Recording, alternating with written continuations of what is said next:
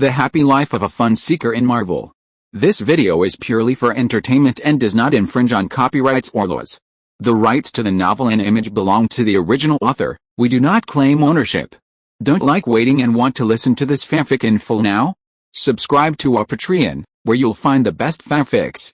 Chapter 76, The Captain's Biggest Fan. Unsurprisingly, the person who rang the doorbell was Coulson, known for his troubled hairline. Shortly after the bell rang, Coulson arrived in the basement, wanting to speak to Tony. Sherlock didn't pay attention to what Coulson and Tony were talking about, but he could probably guess what it was, something about the Avengers or perhaps Tony providing technical support to SHIELD.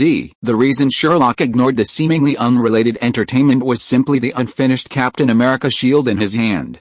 After all, it seemed unscientific to Sherlock, even though Sherlock himself was a product of unscientific thinking. The nearly unfinished shield appeared to be made of several layers of metal. Sherlock wasn't sure which one was the legendary vibranium. It could be all of it, or just one. In either case, the layers were only about 5 millimeters thick. Sherlock couldn't imagine a shield less than 5 millimeters thick protecting against bullets, energy attacks, and even the force of a jump from a height. The most impressive thing was that this thing could be used as a frisbee to attack not just one enemy, but Captain America's hands, bouncing it around like a pinball, and crucially, it could even hit people. Sherlock couldn't fathom how this thing, with its impotence, could achieve this. Considering the thickness of a car's exterior, it wouldn't even be able to stop a standard 9mm bullet. The police officers in the movies, shooting from behind car doors, in reality, either had enough of life or the car doors had been modified with bulletproof material. Just as Sherlock was fascinated by the unfinished shield, even considering asking Tony to take it home to test its physical properties, Tony's voice rang out from beside Sherlock. "Okay, Mr. Coulson, I'm pleased and appreciate you protecting Pepper, but that doesn't give me reason to join your alliance and become a babysitter." "Hey, Sherlock, stop looking. If you like this, I'll give it to you later. Now, bring it over here." It should be the perfect height. Tony beckoned Sherlock to come over as he picked up the level he had just placed on the particle accelerator pipe. Seeing Sherlock approaching with his shield raised, Tony glanced at Coulson standing nearby with a hint of resentment before reaching out and forcefully lifting the particle accelerator pipe. "Quick, quick, quick. Stuff it under the connection point. I can't hold on much longer." Tony's face turned pale from the exertion, like a boiled shrimp. Seeing Tony's frail appearance, Sherlock didn't dare to waste any time and simply stuffed the unfinished shield under the pipe. Seeing Sherlock finish installing the shield, Tony immediately gave it a try. The pipes hit the shield with a sharp metallic clang. Tony leaned on his knees and gasped for air. Seeing Tony look like he'd been exercising vigorously, Sherlock couldn't help but slap his forehead and angrily grabbed a bottle of water from the nearby cabinet and threw it to Tony. "I say, why don't you build an engineering suit or something? The way you're doing, I'm really worried you'll kick yourself and die before you even synthesize this so-called new element." Tony, finally calming down at Sherlock's rant, rolled his eyes. Although he had already incorporated Sherlock's suggestion into the next Iron Man suit production plan, Tony wasn't going to let his outspoken rhetoric end there. "Don't be ridiculous, I just didn't warm up," he said, not forgetting to put the level on the pipe once more to check. "Huh, I was told this thing's height is just right, absolutely perfect." Coulson stood by, watching the uncle and nephew's work, his lips twitching. As a die-hard fan of Cap, seeing his shield just like that under the pipe was heartbreaking. After a long hesitation, Coulson couldn't help but speak. "Ahem, this shield of yours is probably a replica, right? Tony, I see your pipe looks pretty heavy. Are you sure this replica can support it?" Tony gave Coulson a quizzical look before answering perfunctorily as he continued working. "It's not a replica. It was a spare when my dad made Cap's shield. It's considered a legacy. Why didn't your director tell you?" As Tony spoke, Coulson visibly grew agitated, looking at Sherlock and Tony as if they were two antique dealers. "No.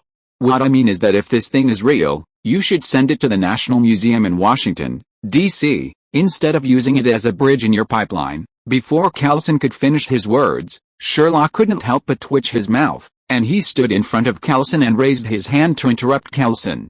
Coulson looked at Sherlock, who was standing in front of him with his arm raised, with some confusion. Before Coulson could ask what Sherlock wanted to do, Sherlock flipped his wrist and a postcard appeared in Sherlock's hand. Coulson thought Sherlock just wanted to perform a close-up magic trick for him, and looked at the postcard in his hand with some confusion. After just one glance, Coulson said that he couldn't take his eyes off it. As a die-hard fan of the captain, Coulson would never make a mistake. The signature on the postcard was definitely the captain's signature. Coulson even dared to bet that the note-taking and phraseology he learned during his career as an agent would confirm that this was definitely the captain's autograph. The only thing that puzzled Coulson was the timing.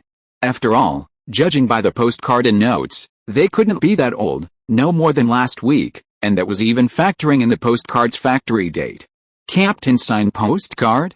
Where did you get it? Coulson snatched the postcard from Sherlock's hand and examined it in amazement. Seeing Coulson's inexperienced expression, Sherlock scratched his head in confusion. After all, according to the movie, it was Coulson who was supposed to be in charge of the excavation of Captain. Well, you didn't know? Did its black braised egg tell you? Hearing Sherlock's question, especially the words black braised egg, Coulson couldn't help but picture Nick Fury, sitting behind his desk with a serious expression. His mouth twitched violently, and Coulson finally gathered his thoughts. Well, should I know? And after all, he's our director, Sherlock. Sherlock interrupted Coulson before he could finish. Well, let me tell you, your idol, Captain America, has been dug out of the glacier by your director. He's awake and is currently undergoing rehabilitation training at my house. As Sherlock finished speaking, Coulson on the other side began to roar. Son of BXXCH. That damned black brine egg didn't even tell me about this. Chapter 77 The Birth of a New Element. Seeing Coulson's hypocritical and impotent rage, Sherlock felt relieved and even secretly pulled out his phone to record Coulson. Coulson, oblivious, remained furious, even considering going to Sherlock's house to meet his idol. As for why Sherlock had an autographed photo of Cap in his possession, despite not being a fan, the story actually goes back to when Tony and Sherlock were building the particle accelerator. After completing the drilling and other operations, Sherlock suddenly remembered that he still had a lot of gifts in his library that he hadn't given away, so he hurried back home. However, upon returning home, he discovered that his bedroom had been occupied, and he had lost his right to live there. The person who had occupied Sherlock's bedroom was none other than Cap, who had trained with Sherlock. Fortunately, Cap was a respectful person and didn't take Sherlock's bed. Instead, he bought a small camp bed and slept on the floor in Sherlock's bedroom. Despite this, Captain was still incredibly embarrassed about living in Sherlock's bedroom. He repeatedly apologized to Sherlock, even suggesting that if Sherlock minded, he'd find a place to rent. Seeing Captain's honest demeanor, and the fact that Sherlock's two little girls were incredibly fond of him, and that Captain cared for them like a grandfather, Sherlock resigned. After all, unless anything unexpected happened, he'd be working as Tony's assistant lately, and probably wouldn't have much time to come back, so he had no objection. However, true to his nature, Sherlock still managed to get Captain over 40 postcards and asked him to sign them. Embarrassed, Captain readily agreed, fulfilling Sherlock's little wish. After all, in the lighthouse country, with Captain's massive fan base, an autograph could sometimes be worth more than cash. After all, Captain was technically the first superhero officially released by the Great Lighthouse Country government. In that era, everyone, from 80 to 3 years old, had heard of Captain. Even now, Cap's image frequently appears in toys, comics, and movies. It's no exaggeration to say that if SHIELD were willing to announce Cap's return, and Cap were willing, Sherlock could even guarantee Cap's debut right there, and immediately reach the pinnacle, becoming a household name and the highest earning star in Hollywood. Of course, there were still some complaints. While giving Price a gift, Sherlock complained about the loss of his bedroom and suggested Price buy the land behind the training ground and build a dormitory. To Sherlock's suggestion, Price said, "By the time you think about it, it's already been done. Construction will begin soon, and the entire training ground will be a fully enclosed training facility." Sherlock could only scratch the back of his head in embarrassment. After a while, Coulson finally calmed down. He looked up and saw Sherlock holding his phone. He couldn't help but twitch his lips. He no longer wanted to stay and immediately said goodbye to Sherlock and Tony. Tony, preoccupied with his new element, had no time to pay attention to Coulson. He even ignored the conversation between Coulson and Sherlock about Captain America, minding his own business. Seeing this, Sherlock had to act as Tony's half-host and see Callison off. The two of them discussed gossip about Captain America along the way. Although Sherlock had only known Captain for a short time, he shared his knowledge with Callison, his biggest fan. Callison was quite content with this, as he had other tasks to attend to and hadn't had time to actually visit Sherlock's house. After seeing Callison off, Sherlock watched him walk towards his heavily modified, unrecognizable old car before turning to close the gate. Just as Sherlock was about to close the gate, Callison called out to him. Puzzled, Sherlock turned to look at Callison, only to see him pat his chest pocket, which emitted a sound like a metallic kettle. Just as Sherlock was wondering what Callison meant, he finally spoke. "Thank you for the potion. I tried it, and it's really good." "Thank you, Sherlock." Hearing Callison's thanks, Sherlock smiled friendly. To be honest, Sherlock had a pretty good impression of the chief of the Marvel Universe's Novus Village. "Be sure to take good care of the potion in your hands. It can save lives in a critical moment," Sherlock instructed. After they exchanged a few words, Callison got into his car and drove off. Watching Callison drive off in his old car, listening to the noise it made, Sherlock twitched his lips again. Sure enough, the car had probably been modified by Callison to the point that only the original shell remained. Just as Sherlock closed the villa's door and prepared to leave, the lights in the villa dimmed for a moment, and the next second, the entire villa began to tremble slightly. A powerful whirring of electricity accompanied the sound. Sherlock knew with a flick of his heel that Tony, anxiously, had already activated the circular particle accelerator. He no longer cared to continue and turned to run towards the basement. By the time Sherlock arrived, the so-called new element had already been created. Tony was fascinated by a small triangle of metal emitting a bluish-white glow, held between tweezers. Seeing Tony's fascination, and then looking at the villa, where the particle beam had carved a long path, Sherlock couldn't help but twitch his lips. Tony, obsessed with a new element, spotted Sherlock standing in the basement doorway and excitedly waved at him, showing him the new element in his hand. Seeing Tony's expression, Sherlock said, "I understand, but why didn't you place the container containing the triangle of metal closer to your refracting prism? Or even if not closer, a little off to the side, to ensure it would hit the container at the moment of refraction? Why did you have to create such a large scratch?" Chapter 78 Provocation from the Enemy. Tony moved swiftly. Soon after synthesizing the new element, the new reactor was complete.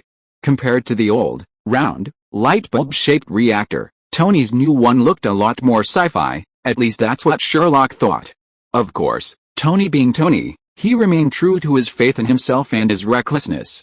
As soon as the new reactor lit up, Tony placed it on his chest. He even managed to complain about the smell. Sherlock exclaimed, speechless, "Open the door." "Speechless, this thing actually smells." It's amazing. With the reactor complete, the next step was, of course, to build a new suit. Even though Tony had trashed his villa, he hadn't touched the crucial parts. Building a new suit was only a matter of time. As Tony began designing his new suit, Sherlock's inner thoughts began to bubble up, sometimes uncontrollably. After all, no man could resist a piece of armor like the Iron Man suit, and Sherlock was no exception. Although he was a magician, that didn't stop Sherlock from wanting to collect one. Originally, Sherlock would have rarely spoken out loud. After all, so many people had been peeking at Tony's suit that even if Tony wanted to, he couldn't. But now it was different. Tony's suit had been updated several times, each generation surpassing the previous one. Plus, Tony had just given one to his friend Rhodes, so Sherlock felt he could get one from Tony for his collection. In fact, when Sherlock and Tony mentioned this, Tony agreed without hesitation. After all, his nephew's magic was amazing. To put it bluntly, if Sherlock wanted to, he could easily crush Tony. So, when Sherlock mentioned wanting to collect a suit of armor, Tony didn't hesitate. While others might have taken it for research and use, Sherlock's was a genuine desire to collect it. Seeing Tony agree, Sherlock couldn't contain his excitement any longer. He shouted excitedly, saying he was going to get his own blueprints. Sherlock's exclamation surprised Tony immensely. This brat actually had blueprints? A magic student could actually design a suit of armor? Sprawled on the only remaining sofa, Tony, waiting for the suit to be finished, was filled with curiosity. Sherlock didn't hesitate, quickly running to his car and snatching the two models from the dashboard back at Tony. He explained that he only needed the form, not the functionality. The only thing he needed was a female AI built into one of them. Hearing Sherlock's bizarre request, Tony opened the blueprints in his hand. It would have been fine if he hadn't looked at them, but upon seeing them, Tony felt his blood pressure rise. These weren't blueprints at all, they were just figurines. Tony actually recognized both figures. One was a 2B girl, whom Sherlock had initially dragged along to play with for a while. The other was the renowned Mobile Suit Gundam. Although Tony hadn't read the original manga, he was familiar with this world-renowned IP. Looking at the two things in his hands, which were called blueprints but were actually figurines, Tony realized, even if he was a fool, what Sherlock wanted. Wanting his own Iron Man suit for a collection was probably fake. Wanting a living 2B girl in a wearable Mobile Suit Gundam toy was the real deal. The more Tony thought about it, the higher his blood pressure rose. He angrily threw the figure in his hand to Sherlock, saying 3 words with a forced smile. "I can't do it." Seeing Tony's helpless expression, Sherlock was furious. It was okay if 2B couldn't do it, but if he could build a damn Iron Man suit, how hard could it be for him to have a wearable Gundam? Besides, I didn't ask for much, just a good look. Is that so difficult? Sherlock dropped his composure and began taunting Tony with all his energy, his language as sharp as a dog's. "You're not even close to that." Tony was furious, leaping to his feet and ready to challenge Sherlock, his rebellious nephew, to a life-or-death duel. As the uncle and nephew exchanged barbs and passionately engaged in a battle to the death, Tony's phone suddenly rang. Tony and Sherlock paused, deciding to wait until the call was over. Jarvis thoughtfully answered the call directly through the speaker. A man's voice, thick with a Russian accent, began threatening Tony. He threatened to return the nearly 40 years of persecution inflicted on his family within 40 minutes. He then hung up, not giving Tony a chance to react. Tony no longer cared about playing around with Sherlock and began to search his computer to see what would happen in the next 40 minutes. In just a few minutes, Tony had pinpointed a trade show. Unsurprisingly, Hammer Industries and Pepper Potts would be participating in this East Coast Expo. Having pinpointed the source, Tony immediately urged Jarvis to expedite the armor's production and asked Sherlock to watch over Pepper Potts. Sherlock, with a pout, naturally agreed to Tony's request. He thought Ivan Vanko shouldn't cause Tony such anxiety, considering Tony's actions in the movies were effortless.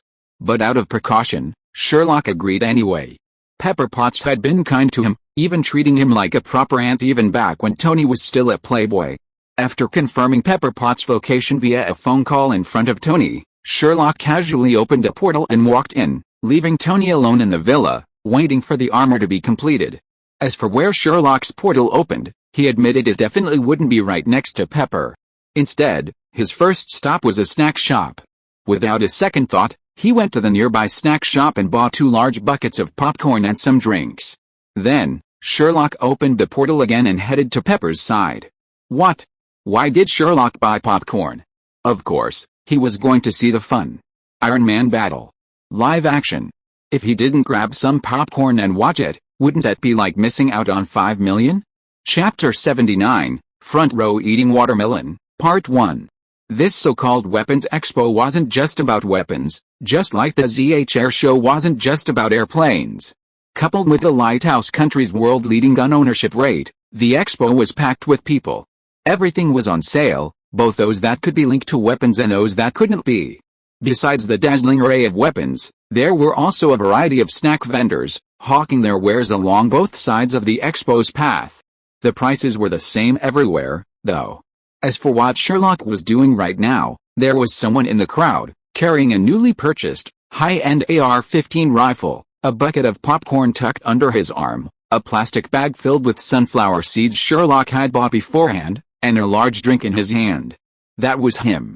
Squeezed in the crowd, Sherlock surveyed the crowded expo while constantly shopping for small gadgets he liked. That's how he got the AR-15 he was carrying. If you didn't know Sherlock's true identity, you'd think he'd be a complete bystander, no exception. As for Sherlock's relaxed demeanor, he owes it to Hammer, the witty one. As we all know, Stark Industries had already exited the arms manufacturing industry before Sherlock's good uncle Tony became Iron Man. As the nation's largest arms manufacturer, the exit left a massive hole. Faced with such a daunting prospect, Hammer Industries, perennially in second place, pressed forward, unexpectedly taking over the hole left by Stark Industries. While Hammer didn't completely fill the void, even a small portion was enough to propel Hammer, perennially in second place, to the top of the arms market. Consequently, Hammer, long under Tony's thumb, was so overjoyed that he practically stood shoulder to shoulder with the sun. It's easy to become carried away by this joy, watching Tony become Iron Man, punishing evil and promoting good, stealing the spotlight that should have belonged to him. Hammer, the idiot, was incredibly jealous. Furthermore, Hammer Industries had also brought their own Iron Man, ensuring they would undoubtedly outdo Stark. Consequently, Hammer Industries, which was supposed to be the centerpiece of the Weapons Expo's new product launch, contacted the organizers and abruptly rescheduled its presentation before Stark Industries. After all, Stark Industries, having abandoned arms manufacturing, had secured a very late slot for the event, and the later the event, the fewer people there were at such expos. Hammer, the idiot, deliberately humiliated Stark Industries by forcing himself into the least crowded time slot. No wonder Hammer Industries always ranked second. Sherlock wandered around the expo for a while before finally deciding it was time. He reached for his phone and called his future aunt, Pepper Potts. As expected, Pepper Potts was backstage at the central stage. Upon learning Sherlock had arrived, Pepper Potts was incredibly delighted and told Sherlock to come backstage. She would contact someone to pick him up.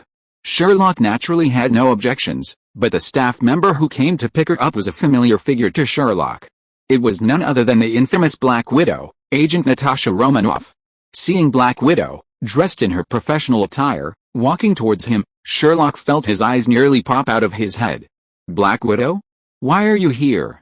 Weren't you fired by Tony? Sherlock's words successfully left Black Widow somewhat bewildered. Both the content and the address were completely unfamiliar territory for Black Widow. After a while, Black Widow finally reacted and rolled her eyes helplessly, but she did answer Sherlock's question. First of all, you can call me Natasha, not Black Widow. Secondly, I didn't want to come either. This was supposed to be Kelson's job, but I don't know what got into him.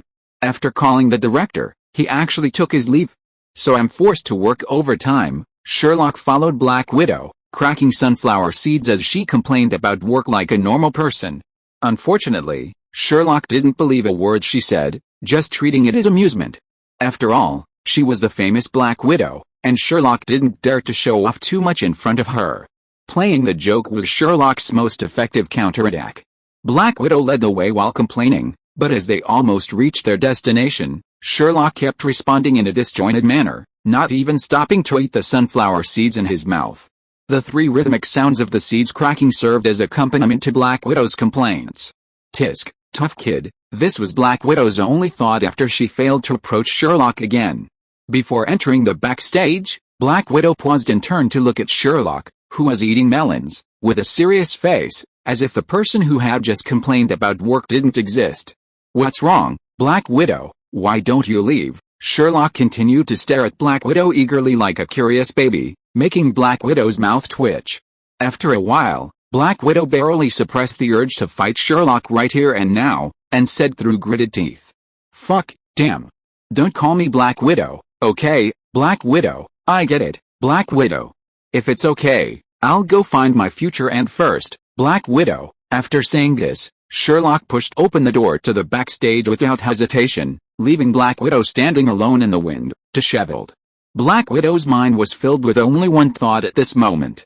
Screw the mission, whoever wants to do the mission to get close to Sherlock can do it, if Black Braised Egg doesn't agree, I'm quitting right here. Sherlock breathed a sigh of relief after walking into the door, and sighed deeply. As expected, Black Widow is a natural and scheming person, and sincerity is always her killer move.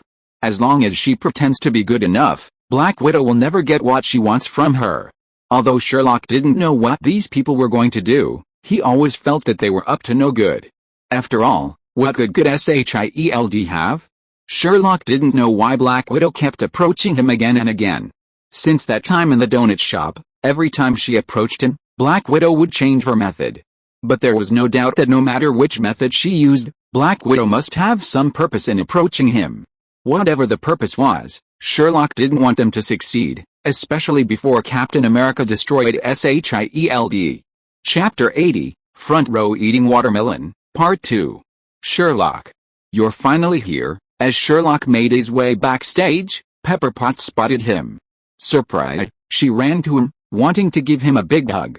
But the popcorn in Sherlock's arms, the bag of sunflower seeds dangling from his finger, and the drink in his hand stopped her in her tracks. Despite this, Pepper was still overjoyed to have Sherlock with her. Also running behind Pepper was the quirky Hammer. Seeing Pepper approach a strange man, Hammer quickly followed, a smirk plastered across his face as he watched the familiar pair. "Oh, my dear Virginia Pepper Potts, who is this? Won't you introduce me?" Hammer said to Pepper Potts with a smirk, his voice as sarcastic as an aria, as if he had become a unique god in the arms industry, mocking Stark Industries, which had lost its arms sector. At this moment, Pepper Potts had her back to Hammer. Sherlock clearly saw his future and rolled her eyes helplessly, then put on a fake smile and turned to deal with Hammer. After all, during Sherlock's time at the exhibition, Pepper Potts had already dealt with Hammer's sarcasm nearly 7 times, 5 attempts at poaching, 3 outright taunts, and 1 unfinished sexual harassment. And could Sherlock, a man of fun, tolerate Hammer's sarcasm? Of course, it was impossible. Only Sherlock could bully others, so when would it be someone else's turn to bully Sherlock? Therefore, before Pepper Potts could naively fight back against Hammer, Sherlock took the initiative and intervened. "Ah, I suppose you're the Hammer of Hammer Industries, right? I've heard my Uncle Tony talk about you. Oh, let me introduce myself. My name is Sherlock, Tony's nephew. I see it's your turn soon, so why don't you go? Pa, are you ready? Pa, those damn sunflower seed shells." Sherlock was like a street urchin. While chatting with Hammer, he couldn't stop eating sunflower seeds, even spitting them in his direction with extremely poor manners. Especially those last few pa sounds, practically spitting the shells into Hammer's polished shoes. Sherlock gave Hammer the impression of disdain from head to toe. Even the damn nut that always made a crackling sound made Hammer feel that Sherlock's words were completely ironic. Hammer's face darkened instantly, and he stared intently at Sherlock and Pepper Potts, who was beside him. Having played the gentleman all night, Hammer no longer had any intention of pretending. "You'll regret this. After tonight, Stark Industries will only tremble in the shadow of Hammer Industries." With that, Hammer turned and left. His height, just over 5 feet 7 inches, seemed to be 2 meters taller than Hammer Industries. Pepper Potts was a little worried. She had tolerated Hammer Potts because she didn't want Stark Industries to face Hammer Industries. But Sherlock's actions had undoubtedly unraveled all her efforts, though Pepper Potts had to admit that Sherlock had done a good job. Seeing Pepper Potts seeming a little worried, Sherlock simply smiled and briefly explained his presence. To her, it all felt like a dream, especially when Pepper Potts learned that Tony had nearly died. She was shocked and even felt a little guilty, thinking she hadn't cared enough about Tony.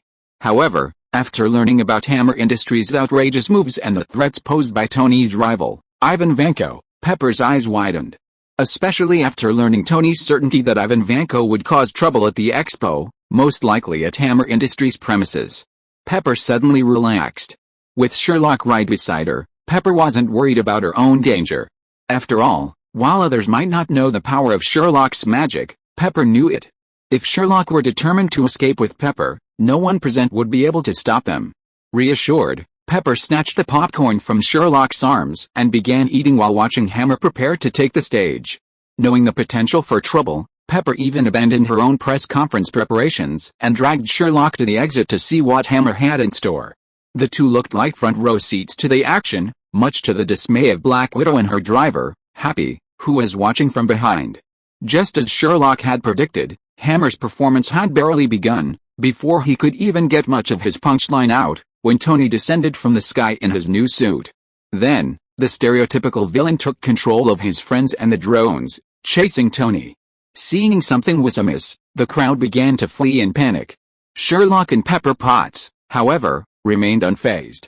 One cracked sunflower seeds, the other ate popcorn, even offering a commentary on Tony's performance. Unlike the two, Black Widow sensed something was amiss and rushed to the Hammer Enterprises control panel backstage without hesitation. As expected, Hammer was also shouting at the console, but it was no use. Ivan Vanko had controlled all the suits from the terminal, leaving Hammer with no control. In desperation, Black Widow unleashed her Black Widow moxie to the fullest, interrogating Hammer with just 2 moves to uncover Ivan Vanko's whereabouts. After receiving the definitive information, Black Widow ran back to Sherlock and Pepper Potts to borrow their car, Pepper Potts, of course, agreed, even considerately letting Happy tag along for her assistance. Happy, visibly pleased, then began to worry about Pepper Potts' safety. Finally, Pepper Potts dismissed her, believing Sherlock was there, and nothing could go wrong. As Stark's driver and bodyguard, Happy, aware of Sherlock's military training, hesitated for a moment, then, with a wide grin, pulled Black Widow away. The moment they left, Sherlock whipped out his wand and forcibly created 2 chairs on the edge of the stage. Pepper Potts and Sherlock each took one and began to watch the Iron Man vs. Iron Man showdown. Chapter 81. This matter is over. As it turned out, while Sherlock missed the famous scenes where Happy beat one and Black Widow beat the entire team, the battle between the 2 Iron Men more than made up for it. Compared to Black Widow's action movie, Sherlock's Tony's was a sci-fi film, with explosions, flying stunts, and a touching brotherhood and a half-century of hatred between the 2 families. All the elements were perfect. The only regret was that, because of Pepper Potts, Sherlock couldn't watch Tony's battle up close. Even watching from a distance made Tony furious. He was fighting to the death, and in the end, he had to drag his good brother Rhodes to deal with the idiot Ivan Vanko. Sherlock, on the other hand, was just cracking melon seeds and eating popcorn, watching the excitement. Honestly, if I hadn't been so completely at a loss, I would have rushed in and given Sherlock a good beating to wake him up. I asked him to help protect Pepper Potts, not to let him join her in the fun and enjoy the show from the front row. Of course, Tony only dared to complain in his heart, not even to voice it out loud. After all, compared to helping him deal with Ivan Vanko, Tony still preferred Sherlock protecting Pepper. Everything went perfectly as planned. Before Hammer's matches exploded, Sherlock opened a portal to the rooftop of a tall building and sent the coordinates to Tony. After dealing with Ivan Vanko, Tony brought War Machine to the rooftop. The only imperfections were perhaps the amount of dog food Sherlock and Rod were fed, and Pepper took a big step towards becoming Sherlock's aunt. One was a playboy, the other a true strong woman, but now they were acting like greenhorns in their first relationship. How could Rod and Sherlock let them off? One said it was like 2 seals kissing, the other said it was a flower stuck in cow dung. Because of tonight's events, Hammer's plans to rise to power by stepping on Stark Industries were thwarted. Even Hammer Industries' continued existence was in doubt, given the massive compensation he faced. Of course, none of this had much to do with Sherlock. That night, after their relationship was confirmed for the first time, Pepper and Tony took Rhodes and Sherlock for a late-night snack and then ruthlessly kicked them out. Furious, Sherlock cursed Tony as a scumbag, saying he was always good for Candy Crush and always bad for Mrs. Cow. Despite his venomous words, Sherlock didn't interrupt Tony and Pepper's celebration of their new life. He quietly found a deserted corner, opened a portal back to Tony's villa, and drove back to his gun shop. To Sherlock's surprise, when he returned to his room, he found Captain America had already finished training and left the gun shop, even leaving a thank you note in his room. Sherlock was somewhat pleased by this, tossing his clothes aside and crawling into bed for a good night's sleep. The days that followed were quite dull for Sherlock, and the reason was simple: nothing happened. It was like the calm before the storm. For a whole week, not only in the Lighthouse country, but also around the world, nothing major happened. And Sherlock wasn't the only one feeling the world was too peaceful. Our media friends also felt the world was too peaceful. Look, poor Hammer had been on the front page for almost a week. The media was so bored they even investigated Hammer's favorite color of shorts. Sherlock had absolutely no interest in this, but as a true fun-loving person, he embraced the principle of if there's fun, but if there's none, there's fun to be had, and started messing with his family. The 2 little girls, in particular, were Sherlock's top priority. Initially, Mindy, as a hit girl, was a little reserved, but after learning about Sherlock's magical powers, the little girl was now ready to pull out a grenade at the slightest disagreement. Thanks to Sherlock and the 2 girls' suicidal behavior, even in this otherwise tranquil, lake-like world, the gun shop remained incredibly lively. But you have to remember that every parent has a certain sentiment. The first few days after you return home after a long absence, they'll be incredibly fond of you. Even a little bit of noise is considered a sign of prosperity, a sign of a flourishing family. However, as time goes on, this favorability of the elders gradually wanes. It won't take long, just a week or so, for the elders to find you constantly at home unpleasant. In short, once that happens, nothing you do is right. Sherlock was experiencing this very thing, and Price and the others' attitude toward him was a lot like how you all feel when you return home for your winter or summer vacations. From initially watching Sherlock and the two girls playfully, Price then began to find Sherlock annoying even when he wasn't making noise. It even got so bad that he felt exhausted by Sherlock's careless behavior. In desperation, Price decided to find Sherlock some work, treating it like a summer job. Sherlock was quite happy about it. After all, being home was boring, and Sherlock could sense what Price would do if he stayed home any longer. But those two girls would definitely want to kill him. Sherlock had spotted Mindy repeatedly, constantly looking at the RPG Sherlock had hung in the gun shop. So, Sherlock wasn't averse to Price's idea of a summer job, treating it as just a bit of fun. However, Sherlock never imagined that Price's so-called summer job would be so different from what he had imagined. Until Sherlock sat in the passenger seat of John Wick's Mustang, Sherlock hadn't realized what he was going to do. He thought Price had asked John Wick to give him a ride. It wasn't until John Wick and Sherlock pulled up in front of the Continental Hotel that Sherlock finally realized what Price's so-called summer job was. My goodness. Other people's summer jobs involve serving dishes, firing the stove, and clearing tables. Mine involves slitting necks, chasing cars, and kicking people in the hips, right? Sherlock said. I don't understand, but I'm deeply shocked. Seeing Sherlock standing in front of the hotel with a Spartan expression, John Wick slapped his forehead helplessly. For the first time in his life, he experienced the hardships of raising a child. But as Sherlock's friend, and having accepted Price's commission, John Wick had to do his part. He didn't care about the title anymore. He walked over to Sherlock, pulled him along, and headed inside the Continental Hotel. After all, as a newbie, Sherlock still had a lot to learn. If you're listening to this novel on a channel other than Fanfic World, it means they downloaded and uploaded it without effort. We cordially invite you to visit our channel, Mundo Fanfic Novelis. There you'll find the original version of this story and you can explore many other novels of various genres. We're waiting for you to immerse yourself in a world of incredible novels. Chapter 82: A Wonderful Misunderstanding. Sherlock, though outwardly bewildered, wasn't actually opposed to the Continental Hotel and the idea of becoming a killer. Before his time travel, Sherlock, a corporate slave, had suppressed his playful nature to the hilariously naive to survive and make ends meet in the so-called corporate world. Since achieving financial freedom and power after his time travel, Sherlock's playful nature has been unleashed, and he's become intrigued by everything he'd never encountered before.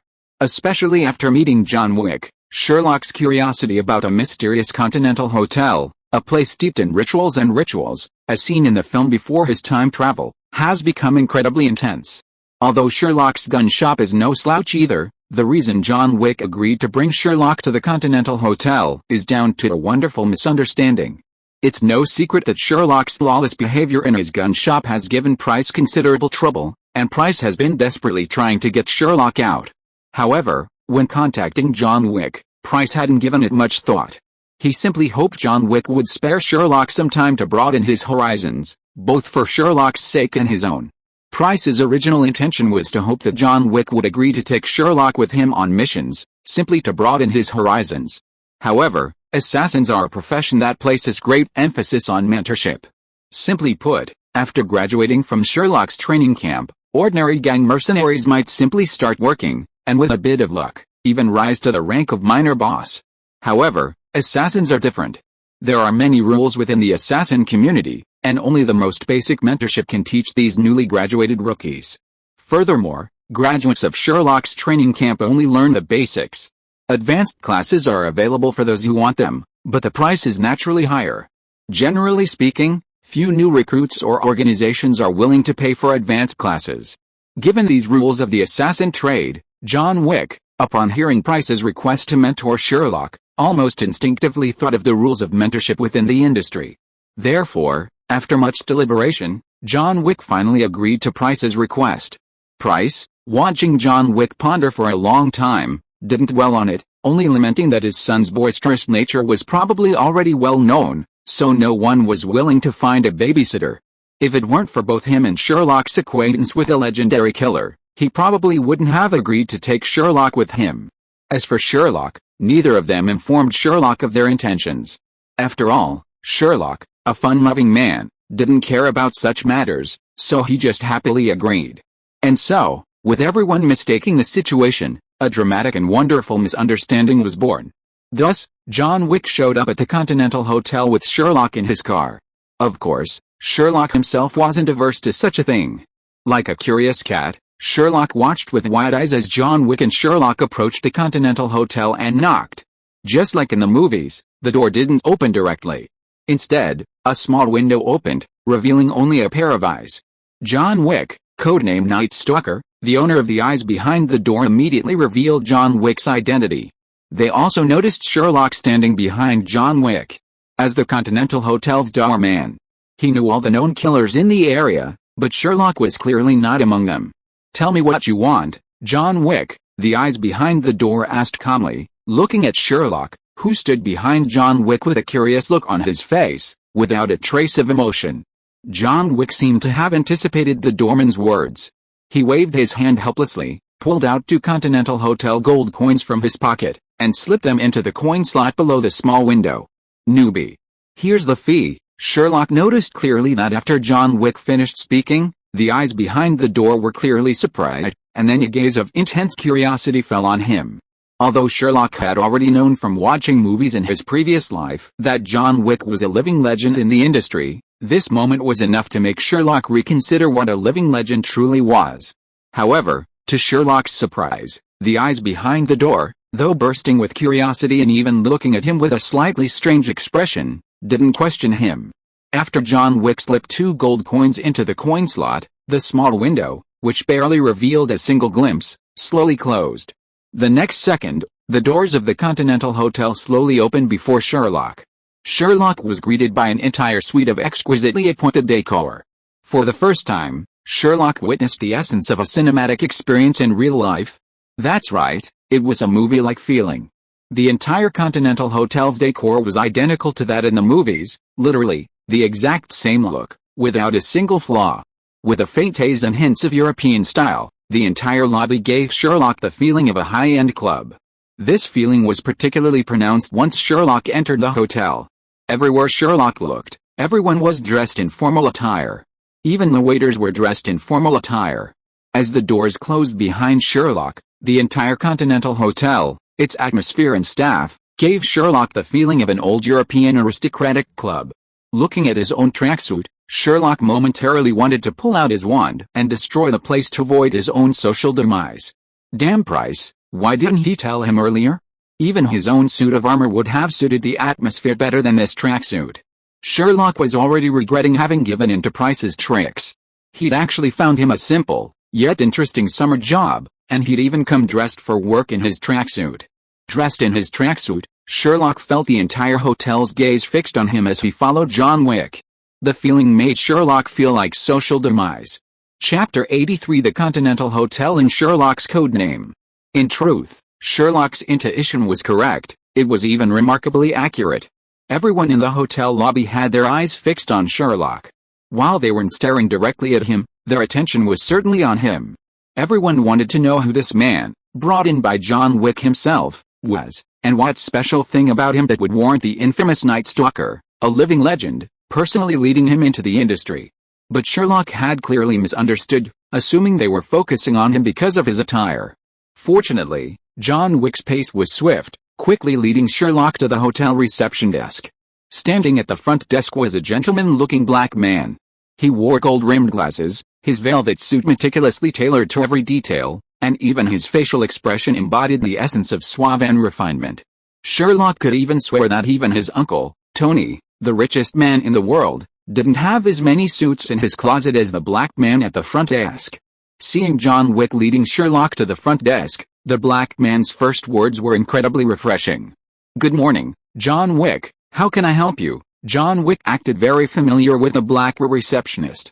Without further ado, he simply took out 4 gold coins and placed them on the counter, saying to the black receptionist, "New member registration." After John Wick finished these words, the black man didn't immediately accept the coins.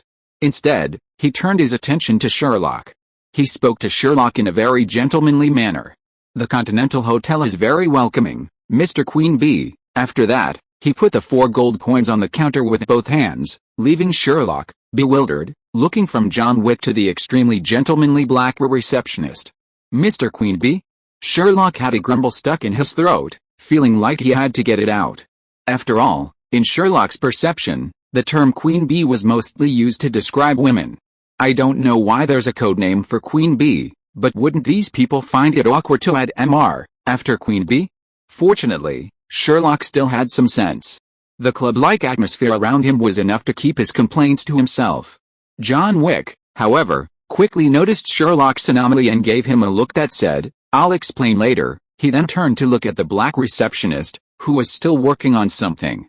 Soon, the black receptionist had finished everything and looked up at John Wick and Sherlock. "Due to the Continental Hotel's rules, Mr. John Wick, we do not assign Mr. Queenbee mandatory missions. Similarly, the support Mr. Queenbee can receive at the Continental Hotel is limited. These rules are not directed at anyone, but are simply to better ensure Mr. Queenbee's safety. Similarly, Mr. Queenbee's identity will be kept strictly confidential at the Continental Hotel. Do you have any questions?" John Wick didn't respond to the black man's question. Instead, Sherlock, unable to contain his curiosity, looked at the black receptionist and asked his own question. "Mandatory missions?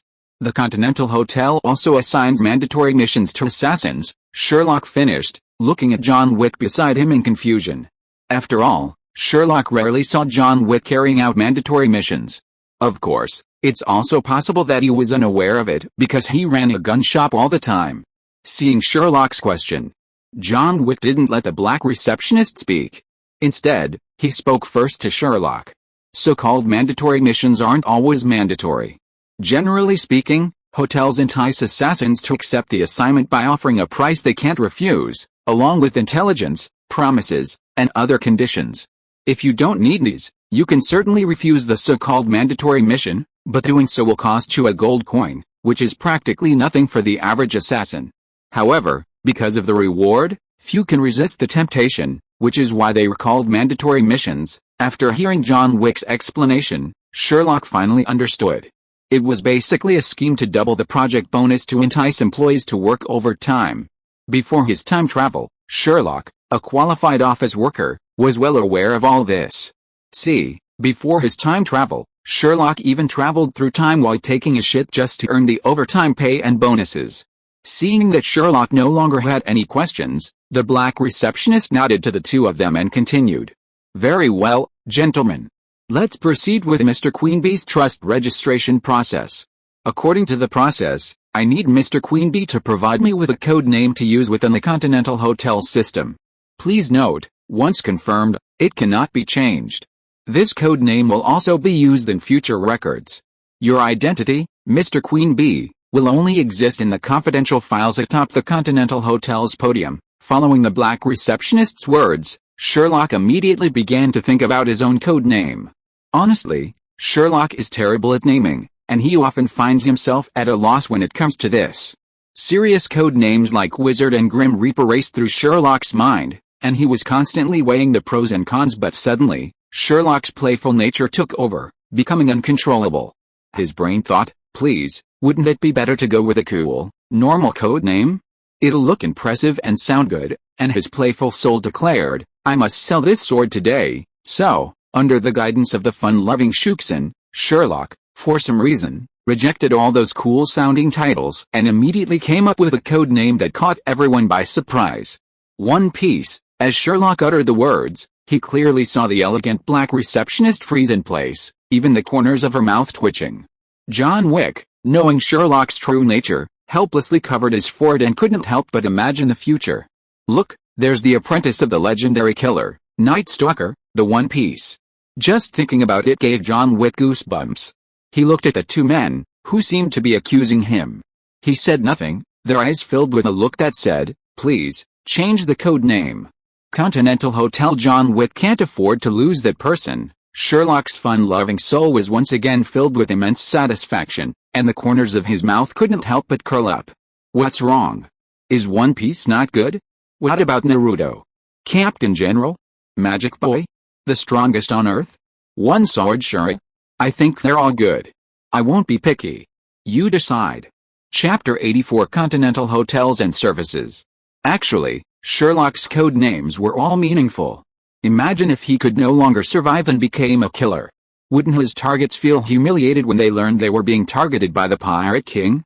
If they were actually killed, the humiliation would be doubly so. It's like how netizens insisted on naming the aircraft carrier the Pippi Shrimp and the missile the Dabadao. The Pippi Shrimp targeted our warship, and its escort launched the Dabadao missile. The Dabadao closed in. Intercept. Intercept. Interception failed. Our ship, XXX, was sunk by the Dabadao. No one could withstand such a combined physical and mental assault. No one. Unfortunately, neither John Wick nor the Continental Hotel knew about Sherlock's jokes, so both John Wick and the elegant black receptionist reacted in unison to Sherlock's ridiculous code names. Hearing Sherlock's increasingly outrageous code names, John Wick regretted agreeing to let Price take Sherlock under his wing for the second time. Fortunately, as his mentor, John Wick still had the final say on Sherlock's matters. He quickly rejected all of Sherlock's code names and had the front desk register a new one for Sherlock called Magician. Sherlock was naturally disappointed, but he didn't say anything. After all, this was the Continental Hotel, John Wick's workplace, and Sherlock had to give John Wick a pass. Seeing Sherlock didn't object to his code names, John Wick breathed a sigh of relief and continued with the black receptionist. A short while later, a box of business cards bearing Sherlock's code names was handed to John Wick. Sherlock took them and examined them curiously. Besides the Continental Hotel logo, there was only a code name and a phone number. It was obvious the number wasn't Sherlock's, but an unfamiliar number. After noticing Sherlock staring at the card for a long time, the black receptionist offered an explanation. Mr. Magician, the number above is for the Continental Hotel. If anyone contacts you using this card, they'll transfer the call to you, minimizing the risk of being tracked. Sherlock nodded, unconcerned. After all, this was Marvel, not the true Hitman universe. With all the advanced technology in the Marvel universe, nothing would surprise Sherlock. It was just a simple call transfer, and Sherlock didn't need to worry about it. Besides, as soon as the Avengers storyline began, Sherlock would likely quit his summer job and start having fun under his own pseudonym. Seeing Sherlock hadn't caused any more trouble, John Wick breathed a sigh of relief and took out 4 more gold coins, placing them on the receptionist's desk. Costumes, weapons, mine and his. After hearing John Wick's request, the receptionist nodded slightly, took the 4 coins, and gestured to John Wick. John Wick and Sherlock followed a black receptionist to a tailor's shop. Sherlock saw the legendary bulletproof suit, but once again, Sherlock was completely clueless about the technical terms. Ultimately, it was only with John Wick's help that he finally found a suit that fitted him. Remember, this was Sherlock's first truly custom-made suit. John Wick then took Sherlock to the gun shop to select the weapons he needed. Unable to understand the jargon John Wick and the gunsmith were using about dinner and dessert, Sherlock was completely absorbed in the weapons on the wall. As a fellow gun shop owner, Sherlock was envious of this shop. The reason was simple. Every gun he saw was a custom-made model. Many of these custom-made guns are typically purchased by the wealthy for their own collections, but here, these more powerful, custom-made firearms were bared for the first time, proving themselves to be even more effective weapons. Sherlock's gun shop actually had high-end items, but it certainly wasn't as exclusive as the ones here. After all, not everyone could afford these items. Of course, Sherlock knew the value of the Continental Hotel's gold coins, each one costing $300,000. Naturally, Sherlock wouldn't let John Wick pay for them.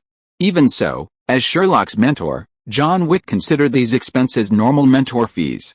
After the two of them selected their guns, John Wick spent another gold coin to book a room at the Continental Hotel and waited for the newbie mission and equipment to arrive. The Continental Hotel had special newbie missions for teams with new recruits. Typically, there were only 3 newbie missions, and all proceeds from those 3 missions went to the mentor, as was standard practice in the assassin industry. Sherlock was unaware of this, but not wanting to let his friend suffer. After they entered the room, Sherlock pulled out a top-tier Asgardian dagger, a set of armor, and a bulletproof vest from his library and gave them to John Wick. Although John Wick knew Sherlock possessed some untold mystical abilities, he was still astonished to see Sherlock pull out so many items out of thin air. He didn't bother collecting them, but instead repeatedly warned Sherlock not to display these abilities in front of anyone else at the Continental. He even told Sherlock that within the Continental sphere of influence, unless death was inevitable, Sherlock could only be an ordinary person. John Wick trusted the Continental's reputation and the confidentiality afforded to Sherlock, as the Queen Bee, but he didn't trust his fellow assassins. After Sherlock agreed to John Wick's request, he no longer concealed his feelings and began alchemically refining John Wick's Asgardian armor, attempting to transform it into a more ordinary garment. Of course, this was done in front of John Wick, not behind his back. After all, compared to other assassin mentors and apprentices, Sherlock and John Wick's relationship was more like close friends. Sherlock even met John Wick's ordinary wife. Although John Wick was full of curiosity about Sherlock's ability, due to the environment and the relationship between his friends, John Wick did not try to explore Sherlock's secrets. He just watched Sherlock constantly changing the appearance of the armor with alchemy, and explained to Sherlock what those so-called terms meant. It was only then that Sherlock understood why he was called Mr. Queen Bee by the elegant black receptionist right from the start. Chapter 85: The Killer's Common Sense. As everyone knows, Sherlock's name is Gun Shop, but it's actually a training camp, where the trainees come from a wide variety of backgrounds. There are officials, gangs, assassins, mercenaries, and so on. Any profession involving firearms must undergo the basic training at the training camp. Sherlock's training camp is the best and fastest training camp on the entire east coast of Lighthouse, allowing even the most ordinary person to master the basics of firearms. Of course, the camp also offers advanced courses, often taught by top professionals, but the price is still unaffordable for beginners or those seeking to train new members. For example, for gangs, simply graduating from the basic training camp is enough to make a trained trainee a leader of some importance within the gang. With a bit of luck, becoming a gang leader is even possible. The assassin profession, on the other hand, is different from the blacklist. The numerous jargons and rules within the assassin profession require a mentor to guide the newly graduated, uninformed rookies. Therefore, within the assassin profession, graduating from the basic training camp has only just barely passed the threshold. Only after truly completing the 3 novice missions will one be recognized as a registered assassin by the Continental Hotel. Otherwise, one's lifetime will be limited to mere bees. That's right, in the assassin industry, newcomers are called bees. They have a certain amount of attack power, but it's not strong. They can occasionally kill, but most of the time, they just cause a temporary swelling, which can be quickly resolved with a trip to the hospital. Naturally, Sherlock's training camp is called the Beehive, and it's no surprise that Sherlock, as the owner of the Beehive, is called the Queen Bee. Similarly, different factions have different names for Sherlock's training camp, and similarly, for Sherlock himself. As far as John Wick knows, in the mercenary industry, Sherlock's training camp is called the Boot Camp, and Sherlock is called the Battalion Commander. On the other hand, the situation is more interesting. Generally speaking, the boss selects a few trusted and loyal subordinates for training, and those who graduate are invariably promoted. For the gang members, Sherlock's training camp was like a school for further studies. It was affectionately called school, with Sherlock acting as the principal. Some might say that the idea of gangs liking school was too far-fetched, considering few gang members actually like going to school.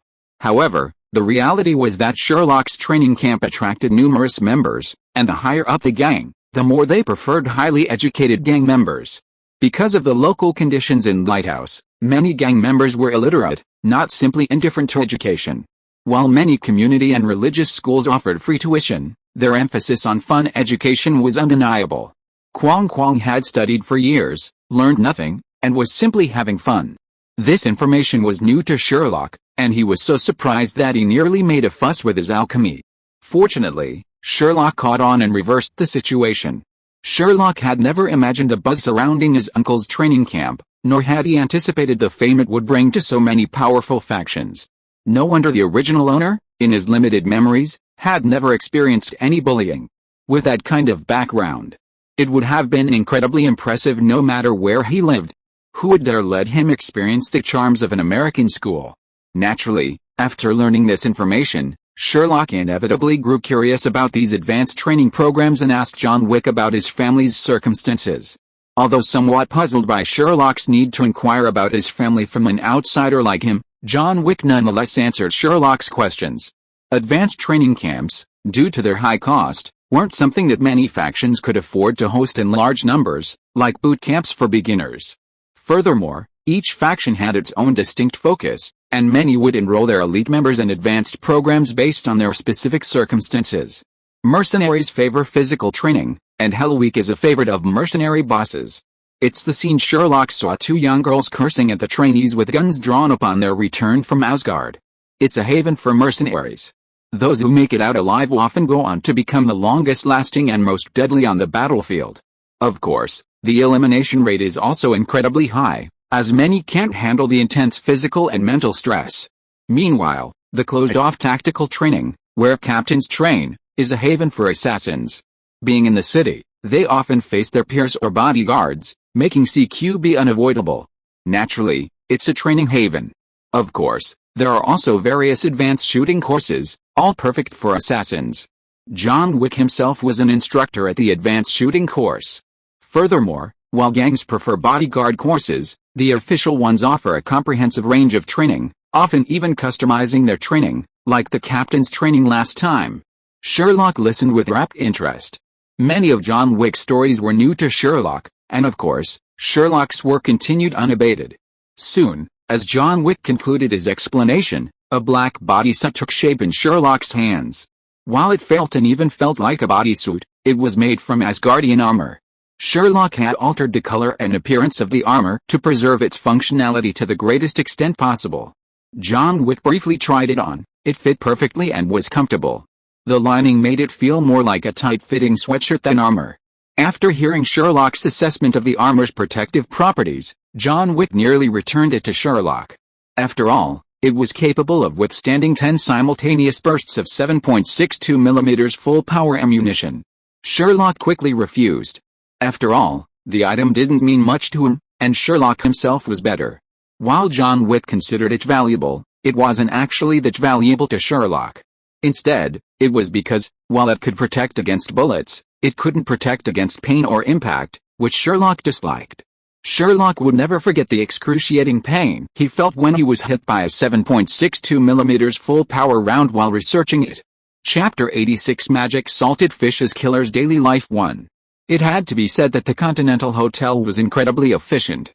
The two had only placed their orders that morning, and they had them delivered to the front door by noon, the waiter even ceremoniously bringing them in on a cart.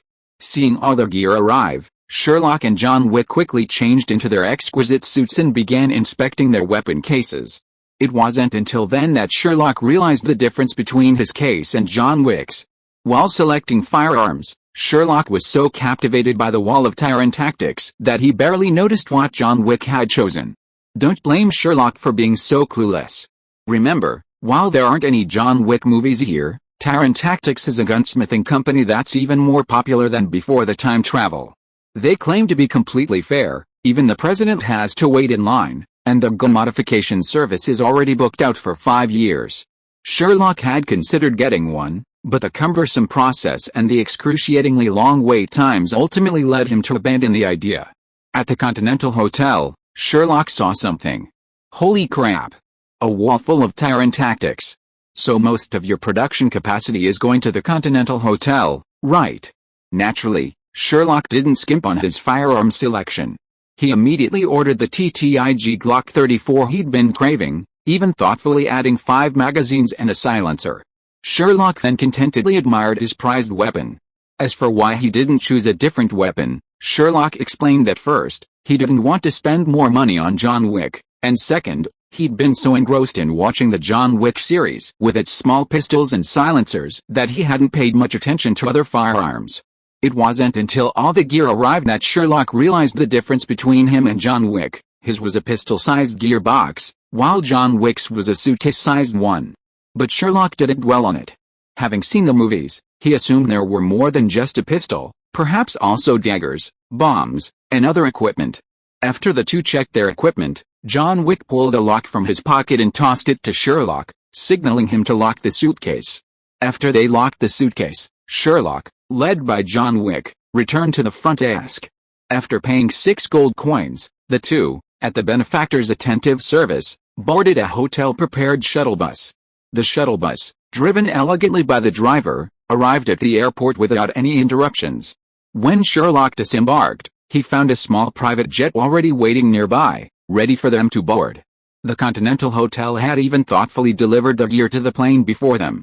As Sherlock settled into the plush sofa on the private jet, he marveled at the Continental Hotel's convenience. This meticulous process truly touched his heart. Such exceptional service for only 6 gold coins.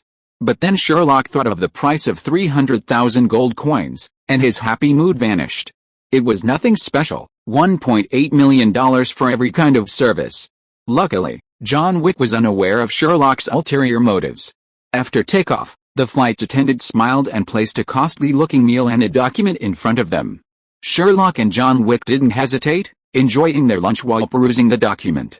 It contained the target of this mission, a typical Latino with a full beard, a cigar dangling from his lips, and a proud smile. Just looking at his photo revealed that he was a bossy, unassuming figure, and definitely not someone to be trifled with. It wasn't until Sherlock began to examine the details of this man's profile that he realized he was still young and inexperienced, and had jumped to conclusions too soon. This man's name was Ratchet Saavedra, a tycoon in a traditional Mexican industry, known as FD. Ratchet Saavedra's story was legendary, so legendary that even movies wouldn't dare depict him that way. Initially, Ratchet Saavedra came from an ordinary, middle-class family.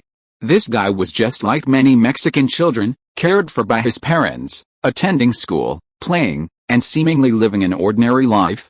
That was until he finished college at the Lighthouse, confidently planning to return home and build a career. Then, reality slapped him in the face, and he completely lost his composure.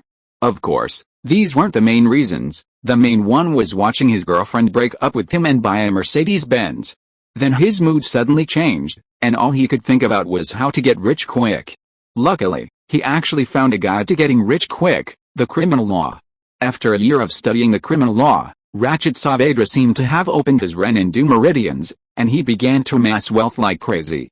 He also thoroughly implemented the provisions of the Get Rich Guide in his actions, completely adhering to the principle of if the criminal law doesn't cover it, I won't do it, but if it does, I'll do it to the death. In just a few years, criminal law lived up to its reputation as a quick get rich quick guide. Coupled with Ratchet Saavedra's exceptional generosity after his sudden wealth, these two combined successfully propelled him to the top of the rich list, making him a well-known underground tycoon in Latin America. Of course, this wasn't the most impressive thing about him. The most impressive thing was Ratchet Saavedra's hobby, perhaps reflecting the saying that people are ultimately trapped by what they didn't have in their youth. Ratchet Saavedra's favorite thing after his sudden wealth was to keep mistresses. And he had quite a few, over 30, all living together. Seeing this, Sherlock felt as if his worldview had been completely reframed. He took a swig of the juice from the table and marveled at the old wall lamp, saying it was as if it were a masterpiece of ancient emperors. In fact, Ratchet Saavedra was indeed one of the underground local tyrants. Looking at this Ratchet Saavedra's life, with a blessing of more than 30 mistresses, this Ratchet Saavedra had 70 or 80 children. Of course, it may be because he did too many immoral things. Many of these children died, either in the struggle with the enemy or in the struggle with their father. Chapter 87 Magic Salted Fishes Killer's Daily Life 2. Not only was the infant mortality rate high, but according to records, Ratchet Saavedra also had a particular problem, an extreme preference for sons over daughters. Regardless of his daughters' talents, he viewed them as mere tools to consolidate his position and wealth. Influenced by this ideology, many of his daughters were married off to partners or subordinates to consolidate his power. Under this guidance, these daughters often lived less than ideal lives. A glance at the examples of princesses married off to foreign countries in ancient times provides a glimpse into the situation. Of course, there were also protests against Ratchet Saavedra.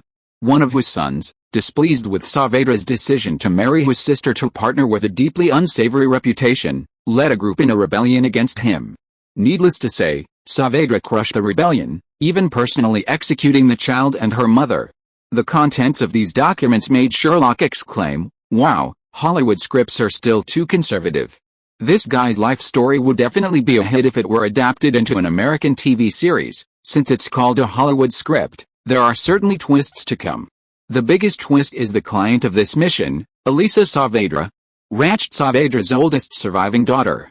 She is also the strategic planner of the Ratchet Saavedra Group, a true female's huge Lang. Despite his daughter's talent, Ratchet Saavedra, patriarchal, insisted on marrying her to a high-ranking official in his late 60s. Forced into a desperate situation, Elisa Saavedra secretly contacted the Continental Hotel and requested the assassination of her father.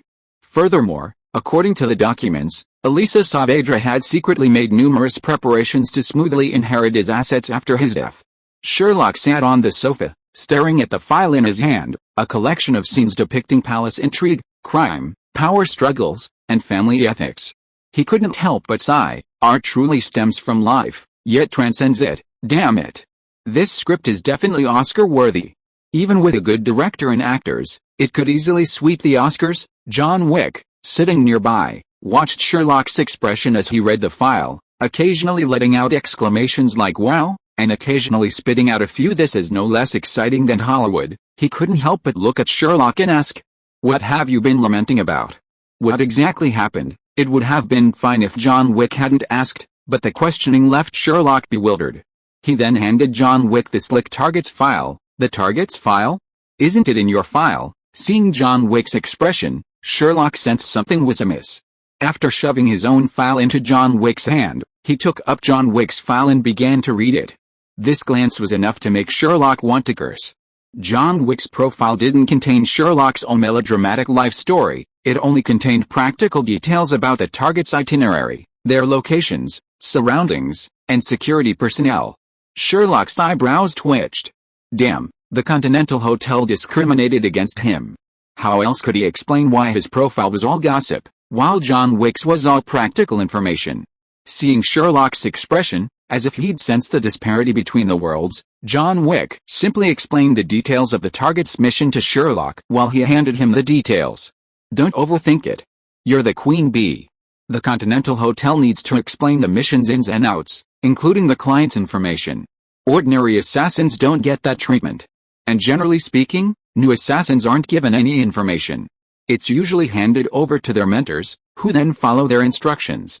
Only after the mission is completed will the mentor give the new assassin the information and ask them to reverse engineer the mission. This is already a privilege reserved for the Queen Bee. And then, that wretched Saavedra is really playing fast and loose. After hearing John Wick's explanation, Sherlock reluctantly accepted the Continental Hotel's perceived discrimination and began to discuss gossip about the target with John Wick. It proved that no one can resist the allure of gossip, even if the person is a living legend, a killer who slaughtered his way through an entire movie. As the two chatted about their gossip, the plane gradually landed. The two men stopped discussing the mission's gossip and disembarked, carrying their equipment. This was Sherlock's first time in Mexico. His excitement about being abroad vanished as he stepped onto the plane's ramp and spotted his next vehicle. Could anyone tell me what that Iraqi-made pickup truck parked near the ramp was like? Looking at the pickup truck, which looked like it was made in Afghanistan, the private jet behind it, and the two men's elegant suits, Sherlock briefly wondered if he'd wandered onto the wrong set. Okay, Sherlock could tolerate a slightly shabby pickup truck, but could someone explain why he and John Wick spent $1.8 million on such a low-spec car? Don't ask Sherlock how he knew. The tripod on the back bed wasn't even removed, it was welded securely. Anyone could tell it was a low-spec car. John Wick, however, clearly wasn't surprised by the car's appearance. He simply tossed his suitcase into the bed and, without hesitation, scurried into the driver's seat. Looking at Sherlock, who was still standing there in a daze, John Wick honked the horn helplessly to signal Sherlock to get in the car quickly. Seeing that his mentor had already gotten in the car, Sherlock had no choice but to get in the car reluctantly with an expression that was completely different from the high-speed chase I had imagined. It didn't matter that he got in the car. After seeing the layout of the car clearly, Sherlock exclaimed, "Wow!" The entire back table of the pickup truck had been removed, leaving only two large barrels and thermite on the two barrels. The whole car was bluntly said to be a mobile incendiary bomb. Looking at Sherlock's expression of "what the hell is this?" John Wick explained to Sherlock while driving. "Don't think too much, it's just to facilitate the destruction of evidence." Chapter 88 Magic Salted Fish Killer's Daily Life 3. What worried Sherlock was that, with John Wick at the wheel, the Iraqi-made SUV never once entered the city. After leaving the airport, John Wick led Sherlock through the rainforest, where there weren't even roads, just dirt roads. Thankfully, it hadn't rained recently, so the roads were relatively dry. Otherwise, Sherlock feared the SUV would cause the mission to fail before reaching their destination. Even so, the bumpy, Dog-eaten dirt road was enough to make Sherlock question his fate, even convincing him that he wasn't in Mexico but in South Africa, where Oddball was driving his truck. The potholes, coupled with the SUV's stiff leaf springs, forced Sherlock to immediately start the car and dash out after John Wick parked it. Without hesitation, he found a tree to hug and began to retch. Fortunately, Sherlock's stomach wasn't full, otherwise he would have definitely erupted. However, it was clear that John Wick, the driver, wasn't greatly affected. While Sherlock was hugging a tree, questioning his fate, John Wick had already begun observing the vast, luxuriously decorated, modern villa on the other side through binoculars. When Sherlock regained his composure and approached John Wick hadn't lowered his binoculars, simply addressing Sherlock. According to the information, the target is hosting an important reception at the villa tonight, entertaining his partners. We need to kill the target before the reception ends. Hearing John Wick's words, Sherlock, initially feeling a bit uneasy, suddenly became excited.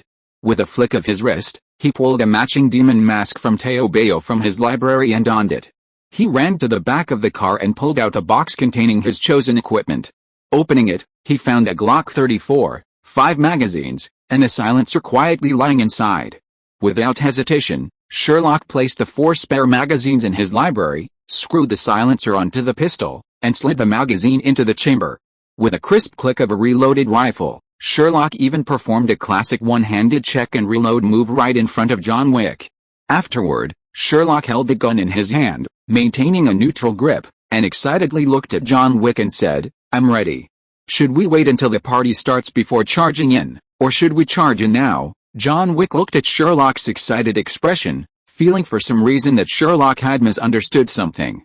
Rubbing his head with a headache, he went to the back and tossed Sherlock his suitcase-sized weapons case and a blanket. Confused, Sherlock opened John Wick's weapons case at John Wick's beckoning. Inside, nestled a high-precision sniper rifle. Combined with the blanket and the nearby villa, even Sherlock, even the most clueless, knew what John Wick meant. In an instant, Sherlock's expression of excitement morphed into a bitter one. This wasn't the John Wick chase he'd imagined. Nor was this the assassin's life he'd imagined. That's John Wick, a thug in a suit. Should he be armed with a pistol or a rifle, performing all sorts of tactical moves, then charging in with 2 shots to the body and 1 to the head? What the hell is sniping? Sherlock even briefly wondered if John Wick had been replaced, or if his John Wick wasn't the John Wick from John Wick. Seeing Sherlock clearly misunderstood, John Wick gave Sherlock a slap on the head, then spoke righteously to him. "Don't do anything unnecessary. Since the employer has provided detailed intelligence, they hope to minimize confusion and losses beyond the target. While your rush-in approach might accomplish the mission, it will inevitably lead to complaints from the employer, and even possible pursuit. A killer must understand the intelligence and choose the most efficient and simplest way to execute the mission. Price has already explained your situation. You should have taken sniper courses and performed well. You will be the sniper, and I will be the spotter. Follow my command and strive for a single kill." Hearing John Wick's request, Sherlock had no choice but to spread out a blanket, set up his sniper rifle, and quietly await John Wick's command. As time passed and the sky grew darker, the vast villa began to bustle with activity. Through the scope, Sherlock could clearly see a variety of luxury cars gathering at the villa's entrance. At the entrance, a woman in a formal gown, with a striking figure and a wide-brimmed hat, reminiscent of Madame Achina Dimitrescu from the Resident Evil film, greeted guests one by one.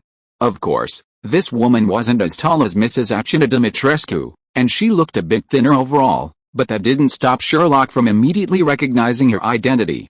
It was none other than Elisa Saavedra, one of the daughters of Ratchet Saavedra, the employer of this mission, and the brains behind the entire Ratchet Saavedra group. Watching Elisa Saavedra's actions throughout the reception, Sherlock knew that with Ratchet Saavedra's death, Elisa Saavedra would succeed her father as one of the most powerful underground kings in South America. As time passed, the atmosphere in the villa gradually reached a climax. Following John Wick's command, Sherlock pulled the trigger and fired a dull shot. After confirming their target's death, the 2 men quickly packed up their belongings and drove away in their happy car. But to Sherlock's delight, John Wick pulled over shortly after the happy car had driven off and demanded Sherlock get out. He dumped his sniper rifle, which had been fired, on the car, and without hesitation, John Wick activated the thermite charge. The two watched as the happy car slowly shredded into a pile of rubble, leaving only its bare frame. Only then did John Wick pull out his phone. Shortly after the call, a luxurious-looking SUV, the make of which Sherlock couldn't identify, pulled up in front of them. Sherlock recognized the Continental Hotel logo. An hour later, Sherlock slumped down on the bed in his Continental Hotel room, a look of boredom on his face. The Continental Hotel was truly meticulous. He'd been at the lighthouse that morning, and even his belongings were in his room there. That evening, Sherlock was at the Continental Hotel on the Mexican side, and his belongings, which had been at the lighthouse that morning, were now in his room there, without even moving a muscle. If you're listening to this novel on a channel other than Fanfic World, it means they downloaded and uploaded it without effort. We cordially invite you to visit our channel, Mundo Fanfic Novelis. There you'll find the original version of this story, and you can explore many other novels of various genres. We're waiting for you to immerse yourself in a world of incredible novels. Chapter 89 Magic Salted Fishes Killer's Daily Life 4. Somewhere in an unknown rainforest, Sherlock lay indifferently on a not-so-clean blanket, a blade of grass dangling from his lips, gazing up at the azure sky with boredom. His usual elegant suit was gone, replaced by boxer shorts, flip-flops, and a large vest that looked ageless. Thank goodness for magic, otherwise, Sherlock's outfit would have been a simple act of gratitude to the insects of the rainforest. Anyone who knew Sherlock knew that his expression was a clear sign of his impatience. As for what exactly was irritating Sherlock, it was obvious he was impatient with his life as a killer. This was nothing like he'd imagined. The imagined assassin's daily routine, pistol in hand, suit on, gracefully charging into a crowd, accompanied by the crowd screams, performing a variety of tactical maneuvers, demonstrating 2 shots to the body and 1 to the head, a technique that would be in vain even for God. But the real assassin's daily routine was simply this: sniper elite. It was nothing like Sherlock had imagined. Sherlock even began to wonder if the man beside him, who looked exactly like Keanu Reeves, was actually John Wick or Carl Felber. Most importantly, Sherlock felt cheated. He had assumed these simple sniper missions were only for beginners, a bonus for newbies. But this was clearly his 4th mission. Logically, he should have been a qualified assassin, perhaps even conducting solo missions. But why was it another sniper mission? Even his mentor, John Wick, was by his side, just like before, dressed in a sophisticated suit, telescope wielding, watching the target building a kilometer away. Even John Wick, a living legend, was baffled by this. John Wick knew Sherlock was growing impatient with these simple sniper missions. He didn't even need to know Sherlock to see it. Just looking at the weapon Sherlock used in each of these 4 missions was telling. The first was a standard sniper rifle, the second a world-class anti-material sniper rifle. The third time was even more dramatic. He went straight into RPG mode. Most importantly, he had over 20 rounds of ammunition, a mix of armor-piercing and explosive rounds. This move truly redefined sniping.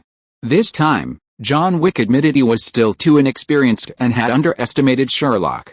One look at the double-barreled anti-aircraft gun lying flat beside him revealed Sherlock's extreme impatience with ordinary sniper missions. It wasn't John Wick's fault, though. He had tried very hard to get missions from the Continental Hotel, but no matter what he said, the Continental Hotel only gave him standard sniper missions. He even complained to the local Continental Hotel about this. Later, John Wick finally figured out what was going on. It wasn't anyone else's fault. The key issue was Sherlock's identity. The Continental Hotel had been operating for so long, it had seen countless people with internal code names like Sherlock, or even second-generation players simply trying to get in on the action themselves. Due to their identities, the Continental Hotel couldn't refuse these codenamed individuals or second-generation assassins who wanted to try their hand. Rejection also contradicted the hotel's business philosophy, so they reluctantly agreed to their membership. Crucially, among these assassins eager to experience the realities of being an assassin, few, like Sherlock, possessed their own strength and had received formal military training. Most were second-generation assassins who had never received any formal training, relying on the flattery of their fathers and subordinates, along with a touch of movie hype, to feel they were up to the task. The outcomes for these individuals were generally not good, and even the deaths of second-generation assassins or codenamed individuals disrupted the Continental Hotel's operations. In response to these self-righteous idiots, The Continental Hotel's top brass unanimously decided that all codenamed individuals and their relatives would be prohibited from taking on overly dangerous missions, and that they must be supervised by a real assassin during any mission. So, for the other assassins at the Continental, the missions were always diverse, but for Sherlock, they were likely limited to sniping. Even John Wick couldn't directly explain the situation to Sherlock. This matter was a closely guarded secret within the Continental, and John Wick only managed to obtain information about it through a retired assassin, relying on his long-standing connections. Of course, as a legendary assassin, John Wick wasn't without a solution. He contacted Winston, the manager of the Continental Hotel in New York, and explained the situation to him. Ultimately, Winston, with his foresight, offered John Wick a solution. John Wick would be the principal, with Sherlock acting as his collaborator. While the Continental wouldn't acknowledge this collaborator's role, and he wouldn't receive any compensation, Sherlock likely wouldn't mind. However, if this were to happen, Sherlock's safety would take precedence over the mission objective. In other words, even if the mission failed, Sherlock's safety would be guaranteed. From the moment Sherlock revealed the armor in front of him, John Wick wasn't particularly concerned about Sherlock's safety. More moved by Sherlock's trust in his assassin, he naturally agreed to Winston's proposal. Unfortunately, while Winston was resolving the matter with John Wick had already taken on the sniper mission on Sherlock's behalf. This led to the opening scene, where Sherlock, dressed like a landlord, appeared in a rainforest. Seeing Sherlock, who looked like he was on vacation, John Wick finally sighed in frustration, lowered his binoculars, and looked at Sherlock, who was sprawled on a blanket, gazing at the sky. "Don't be silly, the target is almost here. I promise you, this is the last sniper mission. The next one will be the so-called killer mission you've been dreaming of." Hearing John Wick's assurance, Sherlock sat up with a jerk. His expression of unworthiness suddenly turned into a starry stare as he stared at John Wick. "Promise, I promise." With John Wick's assurance, Sherlock happily took his place on the twin-barreled anti-aircraft gun, his eyes fixed on the scope, and began to adjust his trajectory.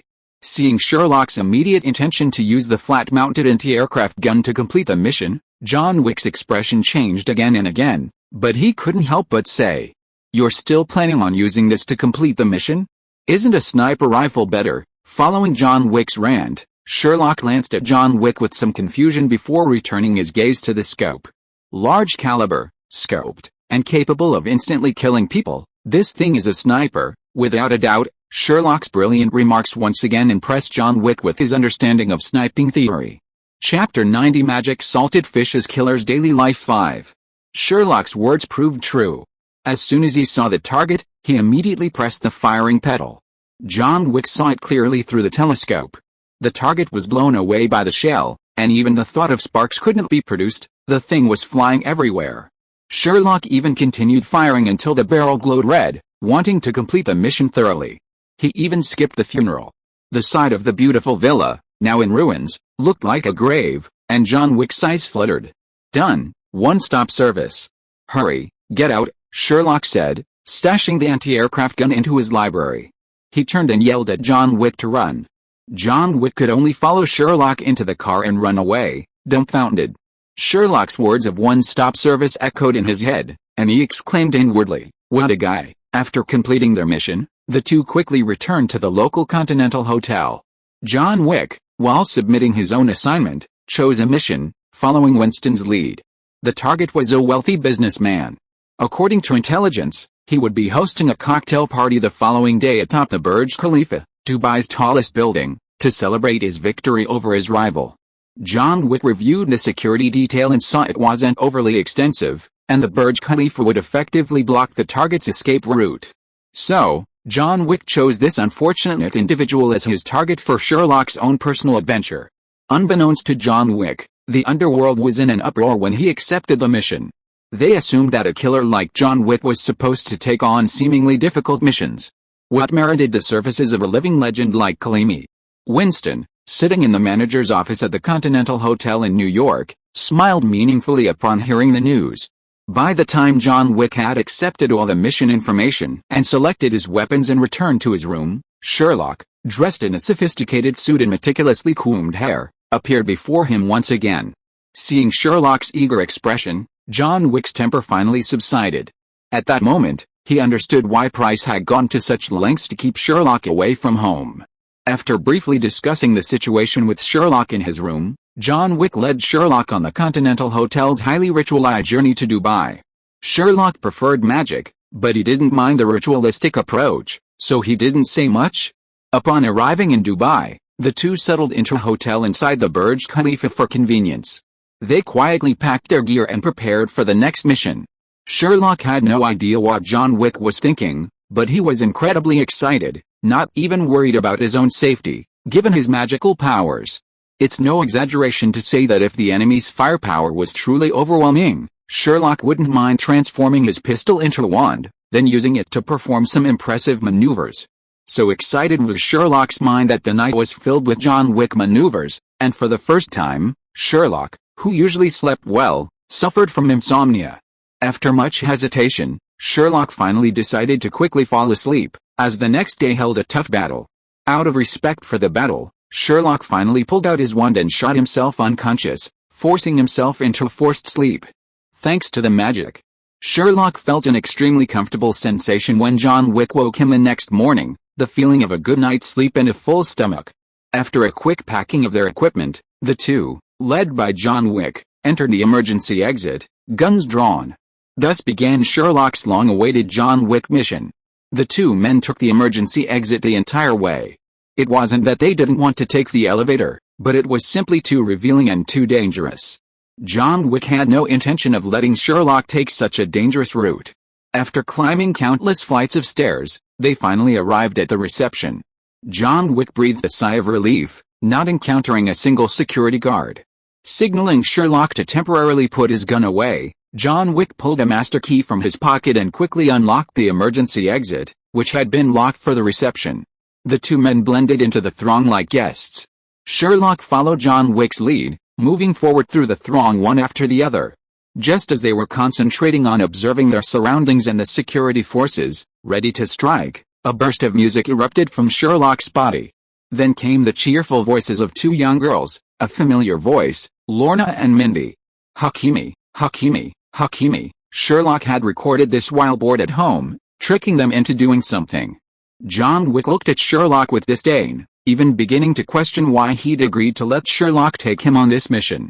Sherlock, with an apologetic expression on his face, quickly searched his pockets for the source of the call, his phone. Looking at the caller ID, Sherlock couldn't resist and answered the call, despite John Wick's look of disdain and regret. "My dear Uncle Tony, you'd better give me a good reason, or I'll definitely make you pay." Sherlock gritted his teeth and whispered the identity of the person on the other end. John Wick rolled his eyes helplessly, then pulled Sherlock over to the buffet like a guest, picking up a bite and beginning to eat. Seeing that John Wick didn't seem to be pushing him, Sherlock finally relaxed and waited intently for Tony's response. True to form, Tony's first words sent Sherlock's blood pressure soaring. "What are you doing, brat? Am I interrupting you?" Listening to Tony's incoherent words, Sherlock suddenly regretted answering Tony's call out of consideration for family. "You better be okay," Sherlock said, practically gritting his teeth. Chapter 91 Magic Salted Fishes Killer's Daily Life 6. Hearing Sherlock's gritted teeth, Tony on the other end of the line grinned even wider, unconcerned with Sherlock's attitude. Instead, he continued cheerfully. All right, we can get it done any time. There's a great opportunity I think you won't want to miss." Tony's words instantly piqued Sherlock's interest. As a man of fun, the last thing Sherlock could do was turn down a great opportunity. "Tell me more." Sherlock raised an eyebrow, an expression of interest on his face as he spoke to Tony on the phone. Seeing Sherlock seemed to have taken the bait, Tony no longer hesitated, suppressing his laughter as he continued to explain. "You know Nick Fury, right? That's the Black Brace dig. Didn't he form some kind of nanny alliance? I didn't agree at first, but he contacted me again just now. He wanted me to do him a favor, but I didn't agree right away. I said I'd think about it and hung up the phone. Then I asked Jarvis to hack into the SHIELD system to see what this Black Brace egg was up to. It doesn't matter if I don't look at it, because I found something really interesting. You know the Cosmic Cube? It's the thing that the Red Skull wanted to use to dominate the world during World War II. This thing fell into the hands of SHIELD, and SHIELD has been studying it for a while, trying to replicate the Red Skull's energy weapons, but unfortunately, They obviously didn't learn the lessons from the Red Skull. According to the information I got, when they were studying this thing, a person jumped out of it, and he looked just like Bambi. Then this Bambi destroyed the SHIELD laboratory, and who knows what means he used to incite a large number of SHIELD agents to defect. Black Egg had to spend a lot of effort to escape, and when he wanted to fight back, Bambi had already escaped. I guess if nothing unexpected happens, Black Egg contacted me about that Bambi matter. Do you want to transform and watch the fun? I have a feeling that Black Egg is about to be driven crazy, looking for that Bambi and that cosmic cube all over the world. Sherlock reacted when Tony was halfway through his words. Isn't this the plot of Avengers 1? Avengers 1 has already begun? Sherlock began to get excited visibly, and answered Tony's words the moment Tony's voice fell. Of course, I have to go. I'll find you once I'm done with this. It would be a shame not to go and see such a blast. Tony, unsurprised by Sherlock's agreement, spoke directly into the phone. Okay, no problem. I'll have Jarvis project my location into your helmet in real time. Just come over then. Anyway, what the hell are you doing? Why do I hear a woman's voice? You're not really working, are you? Tony's words were mercilessly cut short by Sherlock. He glanced with resentment at the wealthy woman nearby, happily chatting with her bestie over a glass of wine, and sighed helplessly. Then he began to search for John Wick. He saw that John Wick had already approached the target of this mission. He casually put on his demon mask, not wanting to reveal his appearance. Just as he put it on, John Wick's gun went off. John Wick's gunshot was accompanied by a woman's scream and the cries of panicked security guards calling for reinforcements. Without hesitation, Sherlock used the Mozambique shot to kill a bodyguard who had offered money to John Wick. Sherlock quickly approached John Wick. Retreat, John Wick shouted without hesitation the moment Sherlock appeared beside him. Sherlock naturally had no objection. With the immense entertainment of the Avengers plot, the thrill of the chase was no longer important to Sherlock. The two of them worked in perfect harmony. Sherlock, as if trained countless times, alternated between firing 2 shots to the body and 1 to the head, and began to retreat from the banquet. The wealthy businessman was not a top figure, and the bodyguards were naturally not as skilled as the two of them, but they were simply too numerous to handle. Even the two, arguably 3-gun, one-on-one killers, were inevitably hit by a few bullets. Unfortunately, Sherlock had already cast an armor spell upon John Wick before the attack, preventing the bullets from reaching Sherlock. John Wick, on the other hand, had donned the armor Sherlock had given him before the mission began, so any hits only caused a brief pain, a fracture at best, a mere splash of water for John Wick. The two fought their way from the hotel to the street, barely escaping their pursuers. While they had escaped the bodyguards, they were not completely safe. They still had to face the police. Fortunately, the veteran John Wick was prepared for such a situation, and without hesitation, he led Sherlock to a parking lot. By the time they reached the street, they were already in a modified muscle car.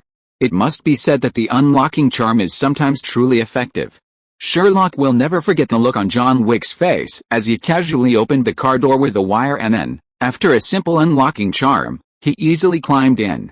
Sherlock could open the door, of course, but starting the engine wasn't his forte.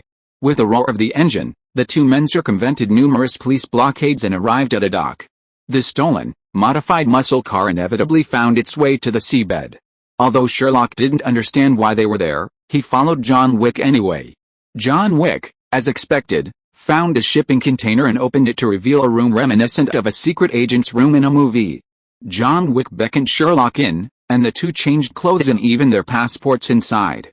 When they emerged, they looked nothing like the killers they had been earlier.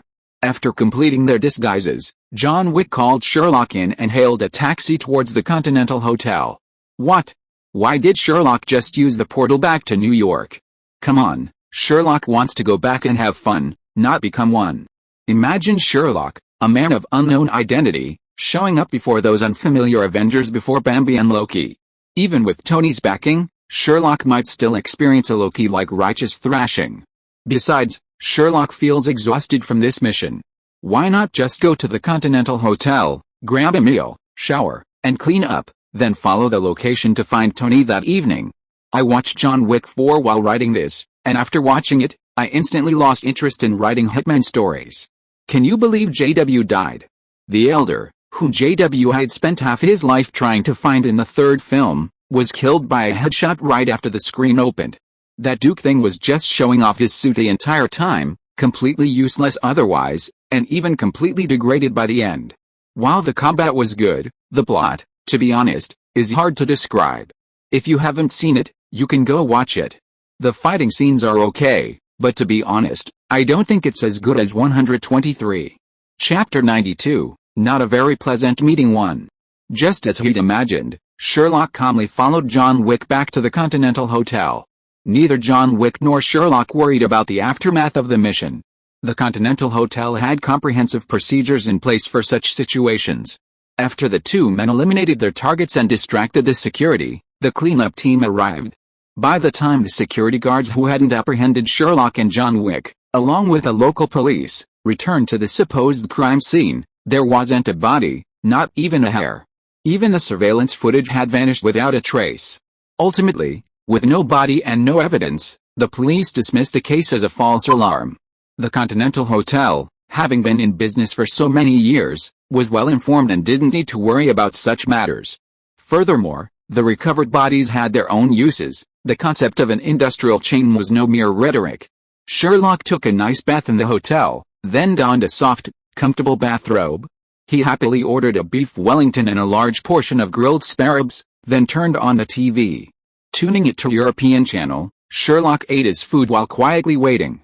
As Sherlock had expected, the boring TV program was replaced by an urgent live broadcast in a matter of moments. Loki, dressed in his classic dark green attire, a golden helmet with two large horns, and clutching the scepter containing the Mind Stone, appeared on the live broadcast. Sherlock smiled as he watched Loki show off on the TV, gnawing on his spare ribs, lamenting the loss of such a handsome face reminiscent of Tom Hiddleston. Throughout the Marvel Universe, Loki was Sherlock's favorite character, not because he was handsome or anything like that, but because he was so entertaining. Whether in the feature films or his personal TV series, he was always a source of joy for a fun-loving person. Sherlock still can't forget his performance in his own standalone TV series, Loki. Not to mention the eccentric, costumed Lokis, the mere fact that he fell in love with himself was enough to make Sherlock exclaim, "Brother, if they really had sex, wouldn't that be like having sex with himself and giving birth to another version of himself?" This would definitely be a Nobel Prize-winning paper in biology, and might even coin a new biological term, sexual self-division. Sherlock gnawed on some ribs while watching Loki on TV use the Mind Stone's power to bring everyone to their knees and raise their arms in a state of sheer delight, and he exclaimed, "It's so delicious." But Loki is always Loki, and is a good source of fun. His show-offs never last more than half an hour. As Sherlock expected, Loki, basking in the admiration of the crowd, was then struck in the face by Captain's shield. Instantly, the Mind Stone's power lost its power, and chaos erupted. Captain Antony quickly pinned Loki to the ground. Although he couldn't see the various weapons pointed at him from Loki's perspective like in the movie, Sherlock still managed to smile with uncharacteristic glee at Loki's burly appearance. With SHIELD's intervention, the live broadcast became a reporter's commentary, which soon turned into analysis and debriefing between the host and two guests.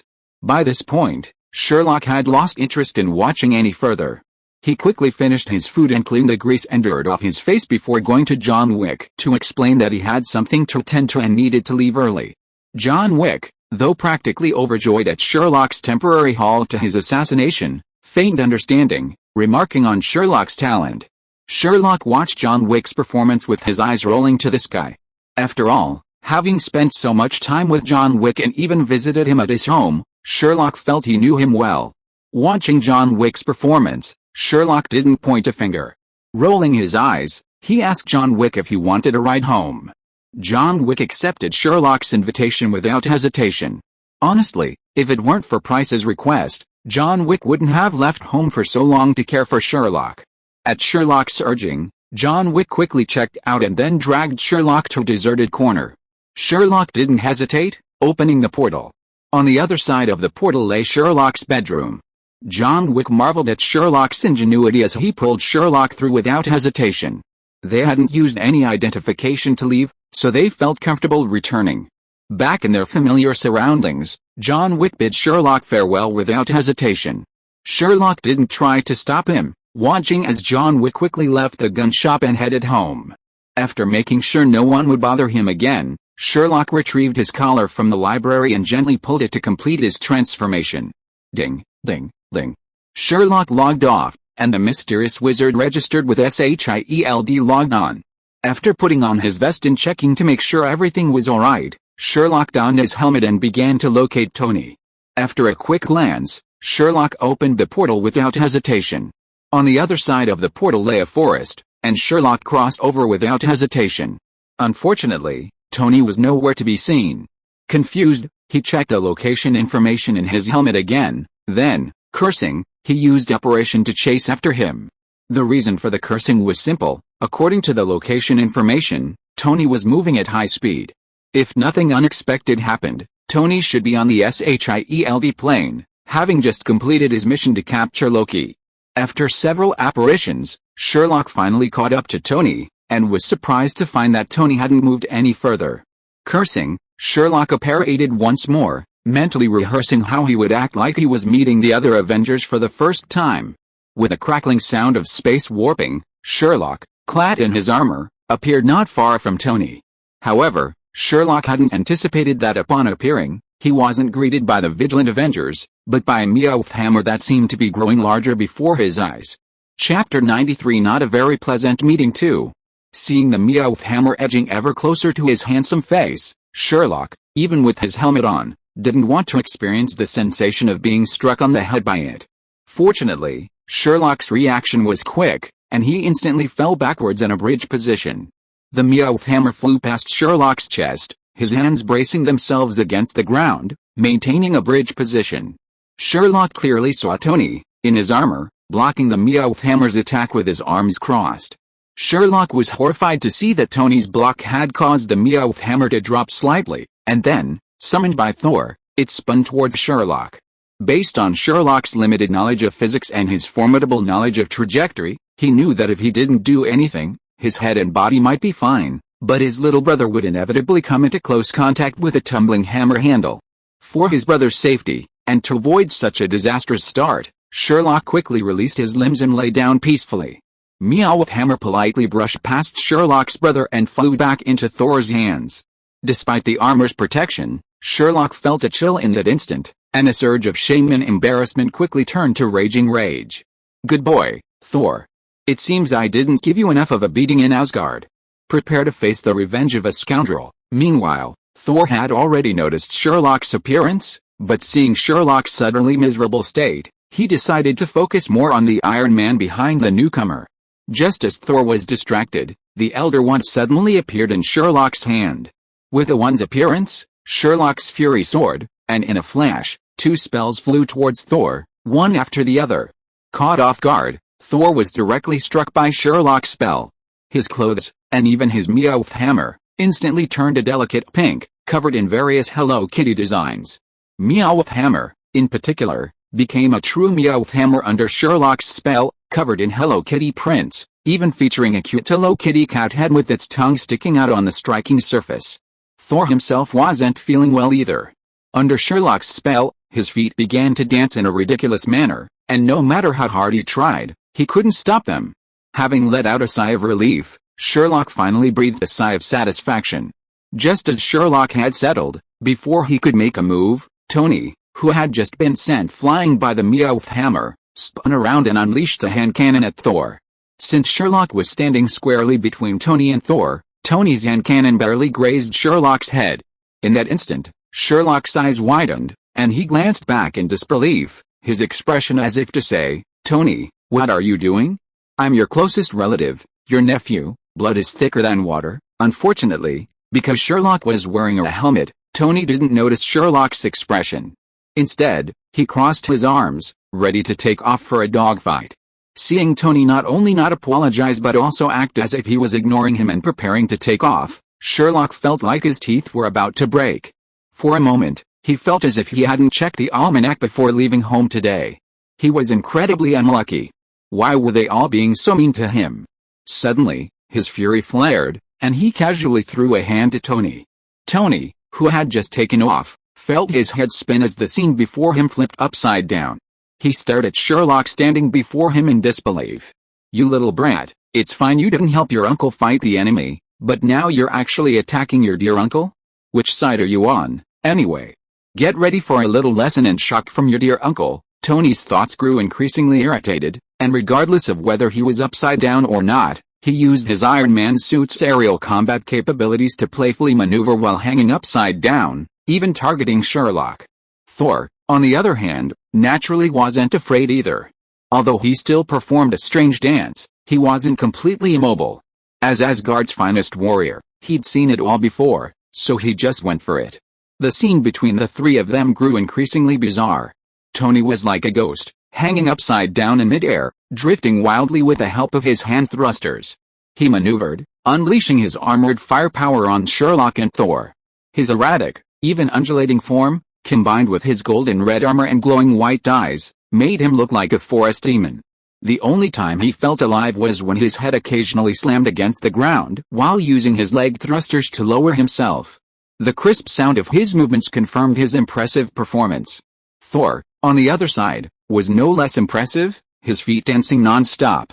He was decked out in a pink Hello Kitty outfit, his pink Meowth hammer emblazoned with Hello Kitty in his hand, dancing with vigor. He would occasionally launch himself at the two. While his attire was a bit confusing, combined with his sturdy frame, it gave off the impression of a war dance. He even looked a bit handsome at times, of course, if you ignored the flashy pink Hello Kitty outfit. Otherwise, he looked like a dancing pervert. As for Sherlock, caught between the two, he seemed the only one of the three to behave normally. However, he was frustrated by the fact that on one side stood his uncle, and on the other, Thor, one of the Avengers. With neither side truly hostile, Sherlock couldn't strike a decisive blow. He could only use transfiguration to stall the fight, trying to find an opening to end this pointless encounter. Unfortunately, both Tony and Thor, both seasoned warriors, gave Sherlock no chance or pause. The result was a vicious cycle, with the three becoming increasingly furious, their attacks becoming increasingly vicious, and the viciousness of their attacks only fueling their anger. By the time Captain America arrived at the battleground with his shield, they were already beating their brains out. Captain America stared in bewilderment at the three men, their minds nearly spun out. The man hanging in the air like a demon was Tony, Captain America knew. But who were the pervert doing the strange dance and the guy with the stick? Chapter 94, Not a Very Pleasant Meeting 3. Seeing the three men's attacks becoming increasingly ferocious, their fighting styles and forms increasingly unnatural, the experienced captain knew he couldn't let them continue like this. So, without hesitation, he flung his shield and charged into the fray. Among the three, only Tony had some sense. His clever mind noticed Captain's presence the moment he entered the fray and didn't stop him. Unfortunately, the other two weren't as sharp-minded as Tony, especially Sherlock, who was already losing his temper. A feeling of frustration tickled Sherlock's heart like a kitten. He looked up and saw Captain's vibranium shield flying towards him. Sherlock didn't dare hesitate. Using his destroyer armor, Sherlock unleashed a powerful kick at the flying shield, sending it flying back the way it had come. Even with his impressive fighting prowess, he instantly blasted the vibranium shield with a softening spell. "Damn it, your shield is as soft as a pancake, how can you swing it around?" What Sherlock didn't know was that vibranium, being vibranium, had the property of absorbing energy. While it couldn't completely block Sherlock's spell, it could still offset a small portion. As a result, while Captain's shield didn't soften like a freshly made pancake as Sherlock had expected, it was still about as soft as paper. Clearly, Captain wasn't aware of Sherlock's magic. He believed his shield could withstand any energy attack, so he ignored the spell that looked like an energy attack, remaining raised in its original trajectory, waiting for the shield to return. This time, however, Captain's predictions were clearly wrong. The round shield seemed to be made of layers of paper. While not as soft as a pancake, it was still about as soft as a thin book. As a result of this flexibility, the shield, which should have been fixed on Captain's arm, instead swung around his arm and then hit him squarely in the face. In that instant, not only Captain, but even Tony and Sherlock were stunned. Captain, with a look of doubt on his face, lifted the shield from his face and began to observe. Sherlock could even see the huge question mark on Captain's head. However, Thor, on the other side, didn't give Captain a chance. He saw another unfamiliar figure joining the fray. He didn't know which side it was on, but it definitely wasn't his. Even though his head was almost filled with muscle, Thor knew the importance of striking first. While everyone was stunned by Captain's own shield hitting his face, Thor launched his Meowth hammer at Captain. "Watch out!" Out of camaraderie, Tony immediately warned Captain upon noticing Thor's move. Captain, upon hearing Tony's warning, relied on his powerful muscle memory to immediately raise his shield. Contrary to expectations, even though the shield had softened to the size of a thin book, the vibranium's energy-absorbing properties persisted. Captain Liberty, with a pliable shield in his hand, actually managed to block Thor's attack. Seeing Thor's attack, Tony, on the other side, stopped hesitating and resumed his fight, while also teaching his nephew a lesson. Seeing Tony's attack, Sherlock and Thor naturally couldn't sit still and counterattack, and the three of them engaged in a scuffle, just as they had at the beginning. Captain Liberty stared blankly at his shield, then at the three men, their brains pounding out. For the first time, the usually good-tempered captain felt a surge of unresolved anger. Even a touch of resentment. He viciously rolled his shield into a stick like a book, and with a sly grin, Captain Liberty joined the fray, brandishing his newly minted vibranium baseball bat. Little rascals, experience a little shock and education from the last century. Witness Steve Rogers' long-dormant dream of a Super Bowl All-Star game. Witness Steve Rogers' all-out attack. Meanwhile, still on the plane, Black Widow watched from above as three men and a suspected male were being beaten to pulp. She sighed helplessly. What the hell is going on? She didn't care about Loki in his cage. After finding a place to land the plane, Black Widow checked her equipment and quickly rushed towards the four men, determined to stop this inexplicable fight. However, Black Widow didn't expect that as soon as she emerged from the woods, she was hit by a small glass bottle. Before she could even react, it hit her head, and the liquid inside splattered all over her. As for what was inside, Sherlock could only say that Black Widow had bad luck. She had originally taken this thing out, intending to use it on Thor or Tony, and Sherlock called it fun water. It was essentially a useless potion with no or minimal effects. Ever since Sherlock saw the effect on Tony last longer than 24 hours, he'd been researching ways to preserve that interesting buff while minimizing its duration. And, come to think of it, Sherlock had actually figured it out. This fun water was the result of Sherlock's research. It lasted only 2.5 hours, with no potion-like effects at all, purely for fun. Sherlock had intended to throw it at Tony or Thor's heads in retaliation, but Captain America's shield club blasted it away, landing squarely on Black Widow's head. The pain of being doused in the unknown liquid before the fight had even begun was instantly rife with rage. Unable to bear it any longer, she roared. "Stop it! Stop it, all of you!" Only after she finished shouting did Black Widow realize something was wrong. Why was her voice so hoarse? And her height seemed off. Why did she feel so short compared to those four? In great doubt, Black Widow looked down at her body. It didn't matter what she saw, Black Widow was stunned. She had indeed grown taller and also became extremely strong. However, the gender seemed a little wrong. The footless peak was gone. Instead, in an indescribable position, there was a huge indescribable thing looming in the clothes that were torn because of her height and strength. Oh, Black Widow finally couldn't help but let out an exclamation of admiration. Similarly, the four people on the other side who were frightened by Black Widow's lion roar also noticed Black Widow. Unlike Black Widow who was stunned, the four of them noticed the whole process of Black Widow's transformation, especially the huge indescribable thing that was looming. At that moment, everyone made a sound. Oh my god, fuck, don't eat the sour radish. Chapter 95 Rest in the Helicarrier. Inside a conference room aboard the helicarrier, Captain, Tony, Sherlock, and Thor sat silently at their respective tables, each minding their own business. Captain rubbed his darkened cheek. It's important to note that this injury had nothing to do with anyone else present. The culprit lay in Captain's now restored shield. If anyone had to take the blame, Sherlock would be the only one. The reason was simple. After Sherlock and the others' fight was halted by the macho Black Widow, Sherlock, out of kindness, immediately restored Captain's shield.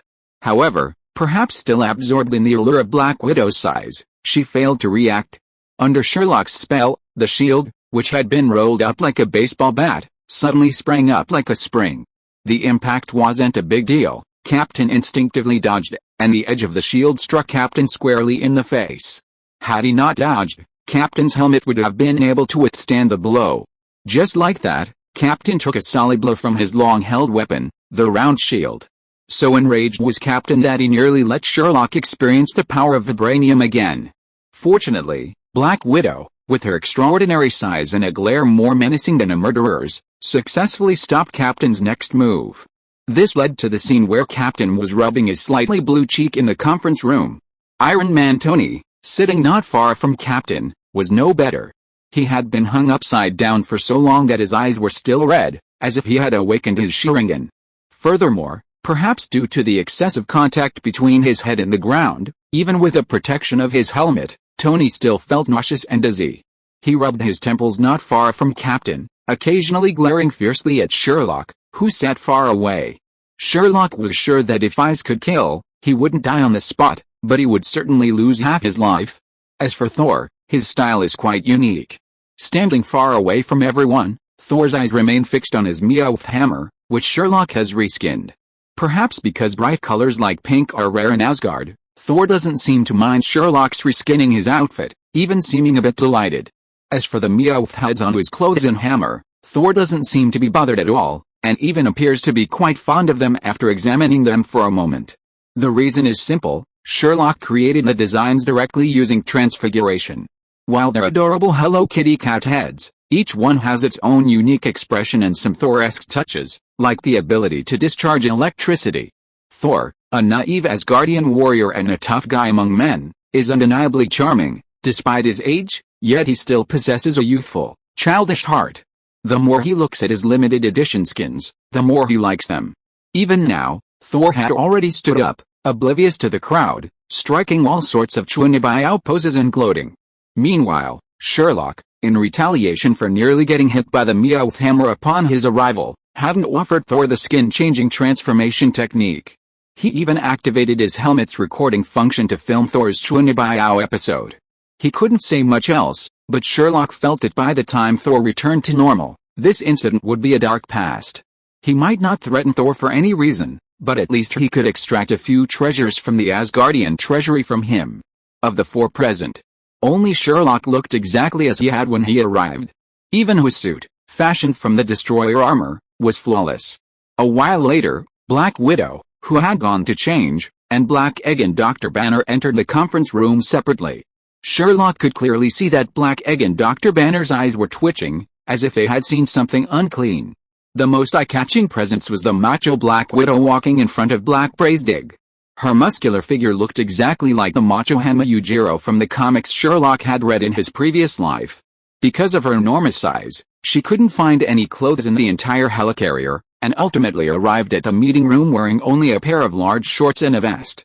However, from Sherlock's observation, Black Widow didn't seem to be bothered by her macho image. She even seemed to enjoy it, a faint smile playing on her lips.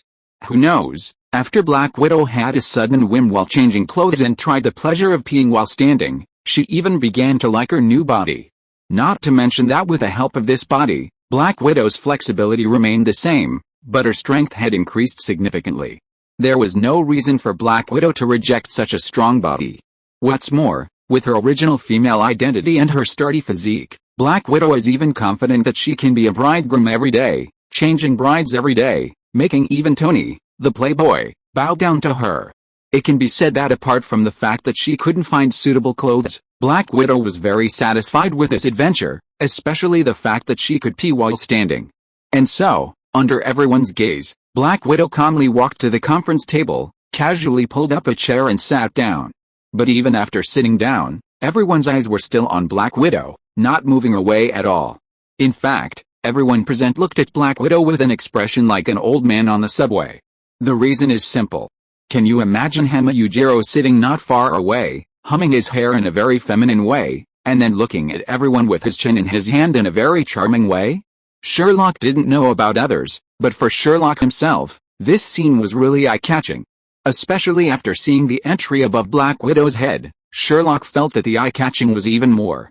Entry, Peerless Macho, Disabled, Entry Effect. Once this entry is uploaded, any living being will be transformed into Peerless Macho, possessing the strongest body on Earth and equal combat power. For details, please refer to Hanma Yujiro. Note, due to the drugs were off, The entry's effect and duration are significantly reduced, and the owner loses most of Hanma Yujiro's combat awareness and strength, retaining only his form. Entry time: 1 hour, 50 minutes, and 0 seconds. Sherlock wanted to curse every time he saw this entry. When he was experimenting with this fun water, such an entry had never appeared once, and most of them were even parody effects. Looking at the eye-catching Black Widow, Sherlock would be lying if he said he wasn't envious.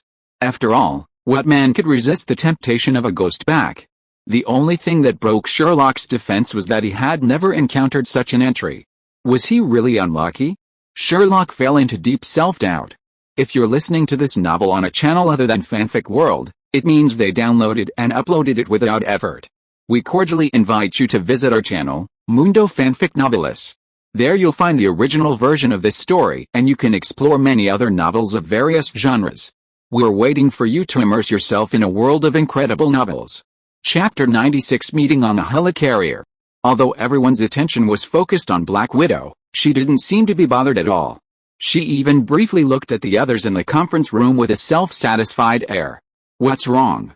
Why are you all looking at me like that?" In response to Black Widow's question, everyone twitched their lips and slowly shook their heads, indicating nothing was wrong.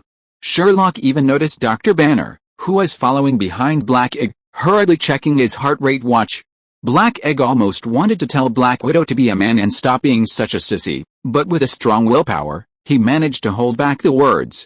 Sherlock's eyelids twitched.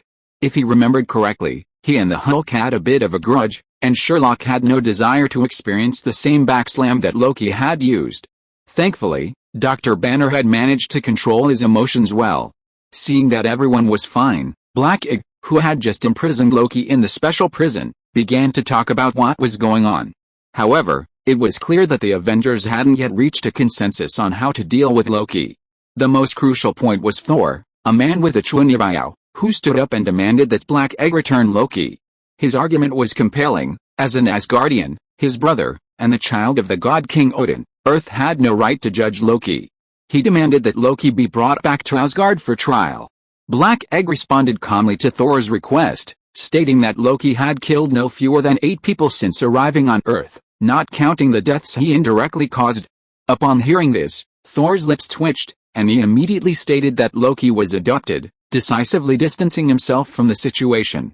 However, his pink outfit and Hello Kitty outfit made him look more like a pervert than a prince. Unsurprisingly, everyone in the Avengers had their own opinions, and unsurprisingly, an argument broke out. Sherlock showed no interest in the bickering.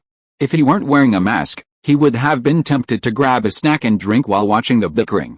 A live performance of the Avengers, and as a fun-loving person, Sherlock had no reason to refuse, right?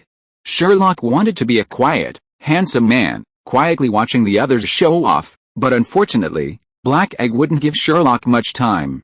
Seeing the situation getting increasingly chaotic, and the Avengers likely to disband in a matter of seconds, let alone form, if things continued like this, Black Egg decisively began to divert attention. "Quiet. Ladies and gentlemen, quiet.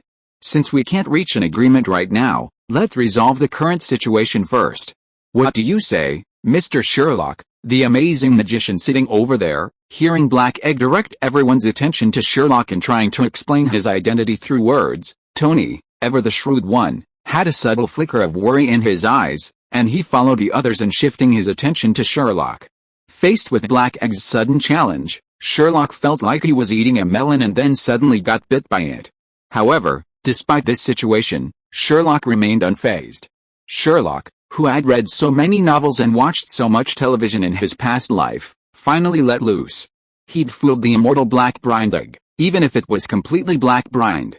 After gathering his thoughts, Sherlock calmly replied, "I'm sorry, Mr. Black Baldy, I'm not that little fellow Sherlock. While I admit that most of the potions I use come from that interesting little fellow, unfortunately, I'm not that little fellow. Secondly, I don't think you need to focus on me. I've seen enough of your conflicts in my long life. All I care about is the potential crisis that perverted pink brother over there might cause on Earth. That's all. In other words, I'm not your enemy. I think the little fellow next to you who likes to hide in a tin can attest to that. Finally, I'm not some magical sorcerer. If you prefer, you can call me a wizard." Sherlock's voice, transformed by the mask, was a thick electronic sound, devoid of any personal color, nor any sense of Sherlock's identity or emotions. Sherlock's words had a positive effect on Tony's blood pressure. Little guy, he was definitely going against the grain. Tony swore that after this was over, he would let Sherlock experience the warmth of his little guy as a senior. Thor's blood pressure was also rising. He really liked the pink cat skin, but just as he was about to react, Black Widow stopped him with a palm the size of a palm leaf fan. Tony didn't interrupt Sherlock's pretense, but simply stared at him intently.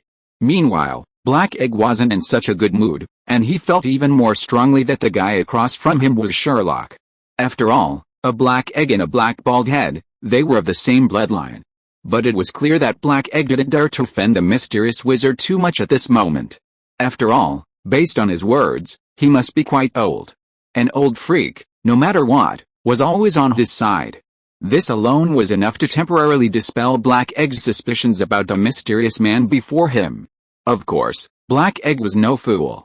The familiarity of Tony, evident in the man's words and actions, surprised Black Egg. He turned his gaze to Tony, who was sitting nearby, as if questioning the veracity of his words. What could Tony do? Sherlock wasn't exactly boasting, but he was his nephew after all. After glaring at Sherlock with a subtle venom, which was ignored by him, Tony finally nodded to Black Egg. With Tony's assurance, Black Egg temporarily let down his guard and announced that the meeting would be postponed, as he needed to interrogate Loki's purpose for coming to Earth. Everyone disbanded, each with their own thoughts. However, when it was Sherlock's turn, he was stopped by Black Egg and Black Egg. The two men put a bracelet on Sherlock, saying it would be convenient for them to contact him and locate him on the spaceship. Sherlock had no objection to this and wore the bracelet obediently. After all, there was no need for Sherlock to make himself uncomfortable when an unlocking spell could solve the problem. Chapter 97 Battle on the Helicarrier. After putting on the wristband, Sherlock left the meeting room on his own. He didn't care where the others went, he simply wanted to get a good look at this largest flying device in human history. After all, aside from some interstellar movies, SHIELD's helicarrier was arguably the largest flying device in human history, even capable of dual use at sea and in space. This was the first time in Sherlock's 2 lifetimes combined that he had set foot inside such a massive facility, so he had to take a good look. It was truly vast, and Sherlock even got lost several times along the way, having to ask around for directions before he could continue his tour. Sherlock explored every aspect of the weapons bay, control center, engine room, and hangar, even going up on deck to experience the feeling of being at height. Of course, Sherlock also spotted some familiar technology, most notably the ship's power source. That massive reactor was even larger than the one at Stark Industries. Furthermore, Sherlock spotted numerous items bearing the Stark Industries logo, which made Sherlock sweat profusely. So Stark Industries no longer manufactures weapons, but instead provides technical support for them. Sherlock expressed admiration for this, worthy of being a capitalist, truly enjoying the world. Of course, aside from all that, Sherlock also spotted some familiar faces on the helicarrier, like Agent May from the American TV series Agents of SHIELD, and the 2 scientists, a man and a woman, who were initially just supporting characters but later became incredibly powerful. I think their names were Fitz and Simmons or something, Sherlock admitted he'd forgotten. Of course, Sherlock didn't bother to chat with them. This might be the only time Sherlock would see them in his lifetime. The only person he spoke to was Agent May. Admittedly, this incredibly capable female agent was quite nice. When Sherlock asked for directions, the SHIELD agent enthusiastically showed Sherlock the way. Perhaps the most regrettable part of the entire visit for Sherlock was the cafeteria visit. It's true that the food on this helicarrier is truly excellent, but unfortunately, Sherlock, unwilling to give Black Egg any chance to uncover his identity, forbore to drink even a sip of water. Unbeknownst to Sherlock, while he leisurely strolled through the helicarrier, in another conference room, the original Avengers were already engaged in a heated argument with Black Egg. Cap and Thor were the main players, expressing their displeasure at Black Egg's unauthorized use of the Tesseract to research weapons. Black Egg asserted that, after Thor's first visit to Earth and the destruction of a small town, he'd already known that S.H.I.E.L.D. needed more powerful weaponry. Fortunately, Black Widow had returned to her original form, which helped to make the argument seem more serious. Otherwise, Black Widow's effeminate, Hanma Yujiro-esque demeanor would have made the argument seem less serious. It's no wonder these people were holding a secret meeting behind Sherlock's back. After all, Sherlock had suddenly appeared, and no one, aside from Tony, dared to trust Sherlock, who hadn't even revealed his face. Even if Sherlock knew, he wouldn't have cared. He'd rather spend his time observing what was arguably the largest aerospace creation in human history than watching men whose combined ages were nearly 1,000 years old quarreling. As everyone bickered, Sherlock leisurely strolled inside the helicarrier. A SHIELD plane quietly approached the helicarrier, carrying the captured SHIELD personnel and Hawkeye's crew. Just like in the movies, Hawkeye achieved his ultimate moment, firing an arrow that blew up one of the helicarrier's propellers. The massive tremor sent everyone inside, Sherlock among them, reeling. Even the most clueless Sherlock knew a movie-like attack was coming. Without hesitation, Sherlock drew his wand and charged towards the propeller. He had no desire to experience the sensation of freefall from such a height. Just as Sherlock was scurrying around the cabin like a headless chicken, someone grabbed his arm. Just as Sherlock was about to pull back and cast a spell on the clueless individual, he realized it was Tony. "Follow me," Tony, without hesitation, dragged Sherlock in a direction. In a flash, they reached a wall. He pulled out his phone and fiddled with it for a moment before a suit of armor, some unknown number, appeared before them. Sherlock's brows twitched. "You're not pretending anymore, are you? Stark, you must have left a back door, or else you could control the SHIELD helicarrier with just your phone." Tony didn't elaborate. This suit was the same one Sherlock had worn when he'd fought the other Avengers. Tony quickly donned his suit, and Sherlock, without hesitation, applied a regeneration mask. Seeing his suit restored to its original state, Tony gave Sherlock his orders without further hesitation. "Scumbag, the helicarrier has been attacked. It's probably a trap set by the guy who got caught. I'll locate the damaged parts and transmit the location to your helmet. I need you to repair them. Can you do that?" Sherlock didn't refuse Tony's order. As long as he didn't have to face the Green Giant, Sherlock would accept anything. He saluted with a strange air. "Yes, sir." Tony rolled his eyes at Sherlock's antics. Knowing Sherlock's magical prowess, Tony wasn't worried about Sherlock encountering anyone else. After a quick word of caution, he flew off into the corridor. After Tony's departure, Sherlock felt momentarily free of tasks. After much deliberation, he decided to reinforce Loki's cage. If Loki couldn't escape, would Thor be the one to fall to the ground? Sherlock could even imagine Loki's devastated face after experiencing a free fall.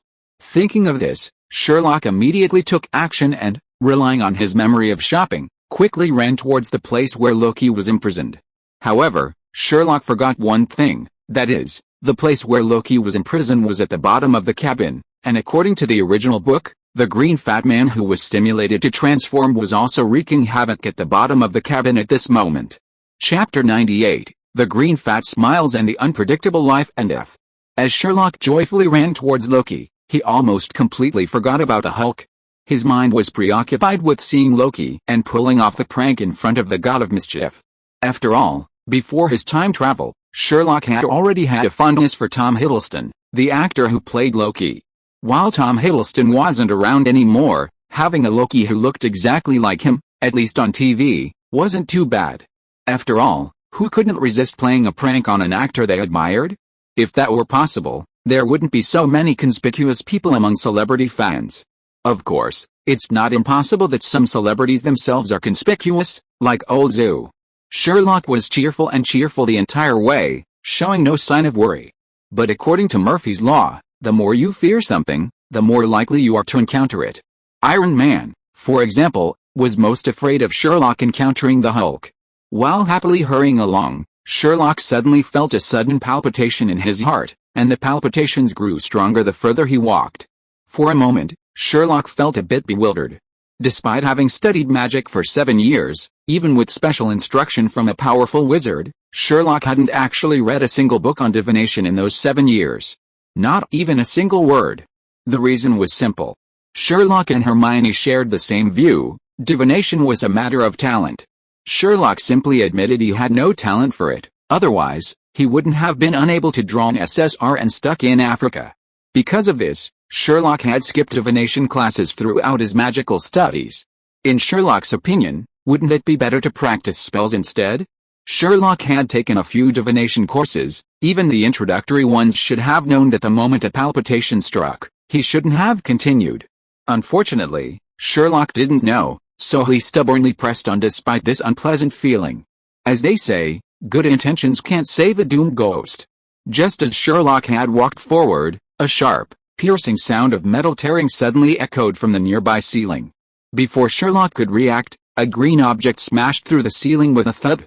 For a moment, Sherlock stood there, frozen in place, unable to leave or stay. That thing in the dust was incredibly familiar to Sherlock, the green fat man. A living, breathing green fat man. Watching the green man slowly rise from the dust, Sherlock let out a smile that was uglier than tears. He wondered if he should visit a temple to pray for good luck. Then again, were there any temples in Lighthouse Country? Watching the green man slowly rise and survey his surroundings with those tiny eyes, Sherlock could only hope that he would ignore him or forget their past grudge. But unfortunately, Sherlock's little plan did not succeed. The green fat man was framed by a red-haired villain and was pierced through countless layers. When he turned around, he saw a familiar face. Not only familiar, but also a little bit of a grudge. At this moment, the green fat man just smiled with a crooked mouth. The red-haired villain was too smart and the green fat man hated him, but this villain didn't look very smart. The green fat man thought he could still give it a try. The green fat man was happy here, and Sherlock on the other side was about to cry. Especially after the green fat man showed him that crooked smile, Sherlock felt his anus tightened. And inexplicably his mind emerged the picture posted by netizens after the release of Avengers 2, in which the green fat man smiled and Black Widow was startled. Seeing the green fat man showing him the same smile, and then striding towards him, Sherlock's face under the mask almost became Bujingayan, with an expression of "don't come over here" all over his face. In that instant, Sherlock unleashed nearly every blocking spell he knew. Even under the threat of Chrysanthemum, Sherlock pushed his limits, unleashing nearly 7 spells in a single second. Sadly, these spells only stopped the green giant for less than a second. In that instant, Sherlock suddenly understood how the Hogwarts trio felt when facing the troll. Why is this guy's magic resistance so high? Didn't we agree that I'm a rule-based person? What Sherlock didn't know was that the green giant's ability to ignore Sherlock's spells wasn't magic resistance at all, but simply due to his thick skin and his unwavering determination to break through any obstacle with one force. As the green giant's slow pace turned into a charge, Sherlock transformed into Bujingayan, shouting, "Don't come over here," as he ran with all his might. At that moment, Sherlock completely understood the feelings of the young girls being chased by the strange uncle. After all, anyone would feel the same way if they saw a devilish muscleman with a head the size of a wheel chasing them. As he ran, he constantly used transfiguration to change the terrain in an attempt to stop the green fat man. At the same time, like Tinker Bell, he kept searching his library for something that could solve his current predicament. At the same time, he kept thanking Dumbledore for the superb transfiguration in his notebook. If it weren't for transfiguration, Sherlock's ashes would probably have been scattered by the green fat man by now. As for the coordinates Tony had transmitted from his helmet, Sherlock didn't even look at them. He didn't have the time to do so. In his panic, Sherlock had completely forgotten that he had the 2 escape spells of Portal and Apparition. After searching diligently, Sherlock was disheartened to discover he had nothing to fight the now raging green monster. In that instant, Sherlock regretted being so fixated on potions that he'd forgotten all about the magical items in Harry Potter. Even a broomstick would have helped him run faster. After a long pause, Sherlock finally made up his mind. The only thing he could do to resolve his predicament was the water of fun he held. He'd gamble it on the green monster's health, giving him a chance to escape. Without hesitation, Sherlock found a perfect opportunity to throw the water at the green monster behind him. It was a perfectly accurate throw, hitting the green monster's head, which was bigger than a car wheel. But a moment later, Sherlock's expression twisted beneath his mask. After this incident, he was absolutely going to find a temple to worship. Absolutely. Chapter 99. Shia, it's me. Wait a minute. So you. The reason Sherlock's face twisted like this was simple, simply seeing the effects of his own water. Entry, Wing Chun, Ip Man. Entry effect, a comprehensive, seamless inheritance of all of Master Ipe's skills. You are the next Master Ipe. Even if Master Ipe were reborn, he'd be no better than you. Entry time. 2 hours, 29 minutes, and 0 seconds. Note, due to the wear-off of the drug, the entry's effect and duration have been significantly reduced. However, his physical prowess, far superior to Master Ipes, offsets most of the reduction, even exceeding the normal entry's effect. Meanwhile, the Green Fat Man, originally, hadn't really wanted to beat Sherlock.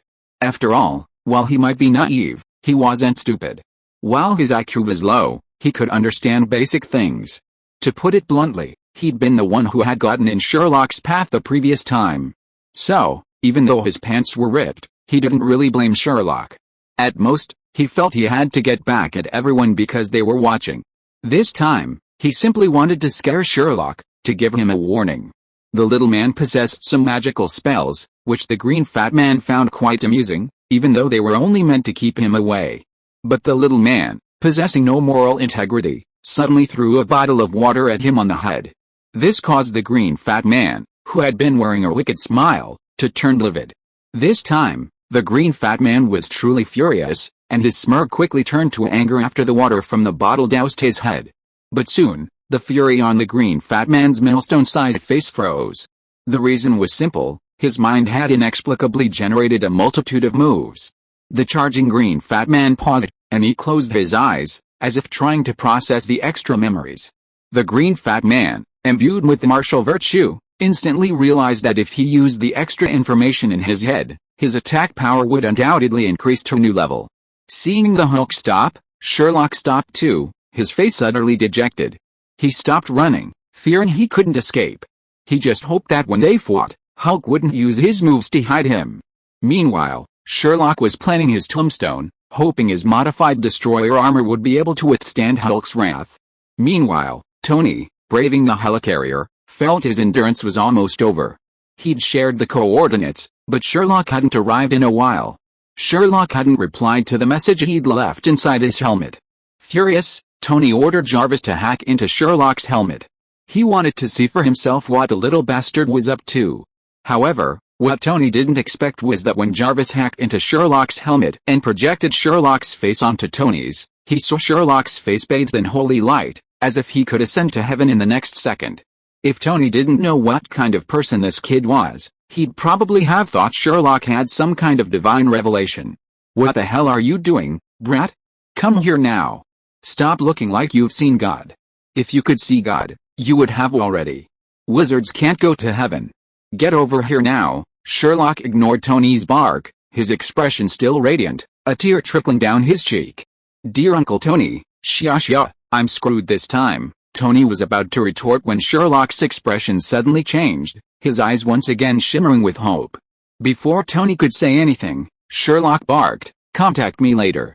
I'm alive again." With that, he mercilessly severed the connection to the helmet, not giving Tony a chance to speak.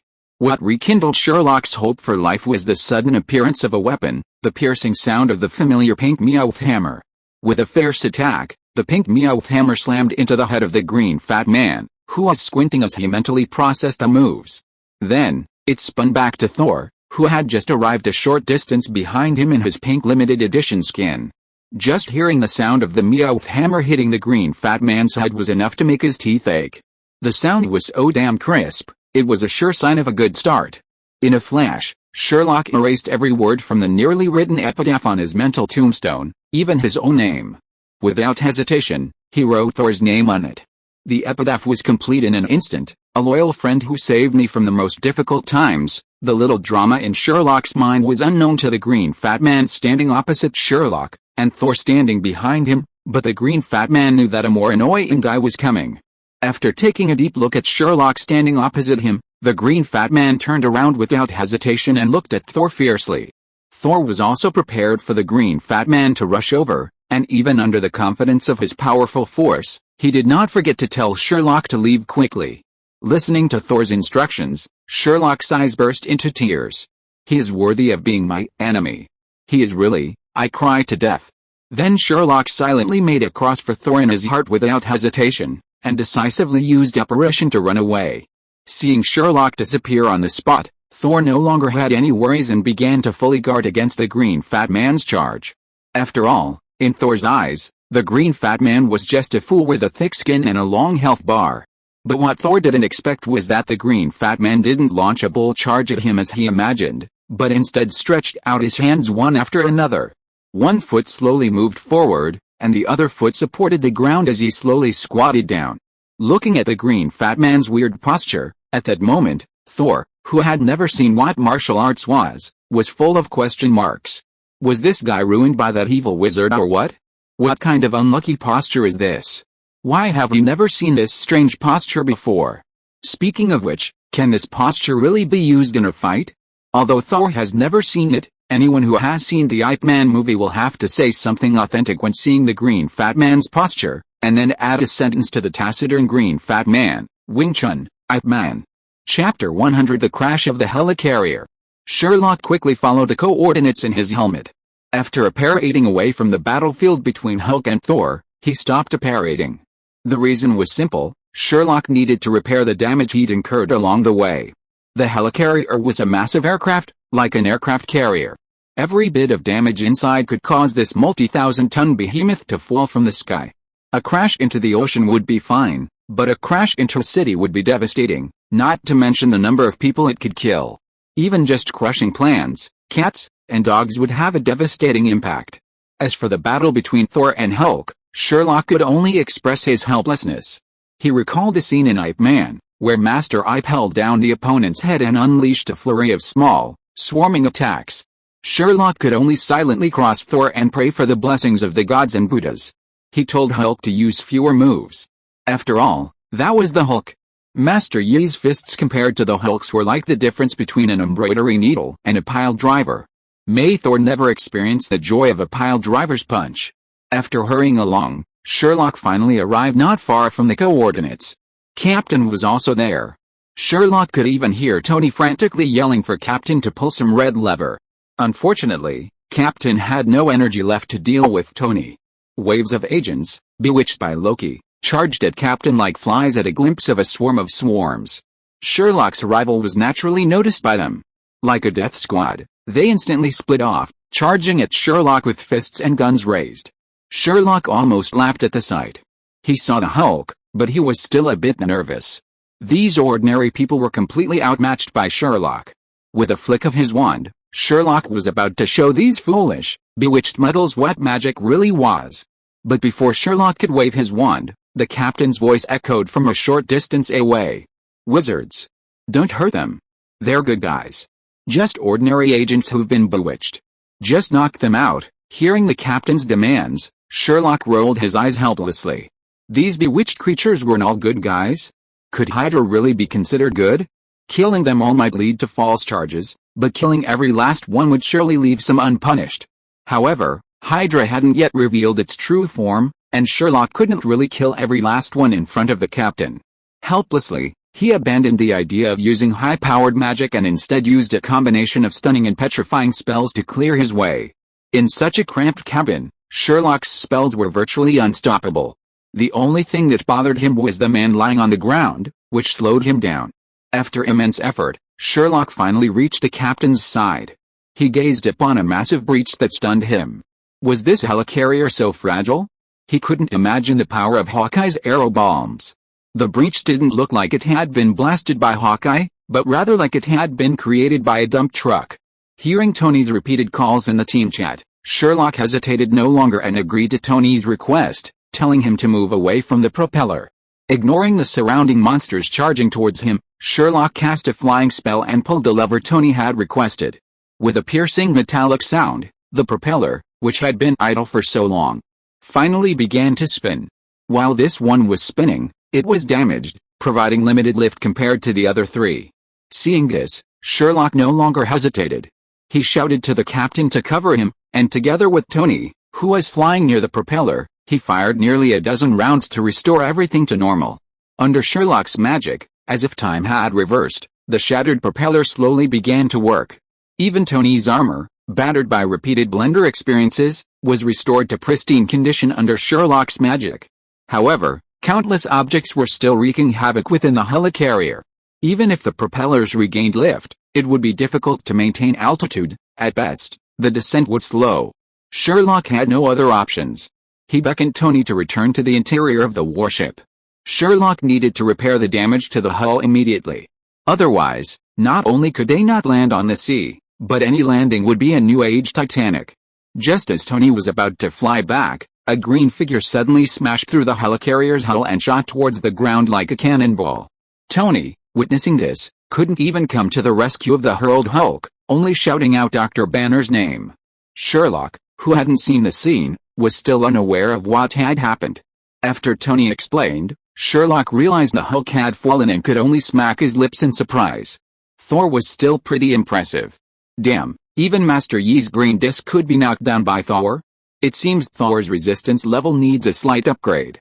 What Sherlock didn't know was that while it looked like Thor had sent the Hulk flying, it was actually an act of desperation, made possible entirely by the power of his Meowth hammer. In reality, if Thor hadn't resorted to this desperate move, he would have been pinned to the ground by the Hulk.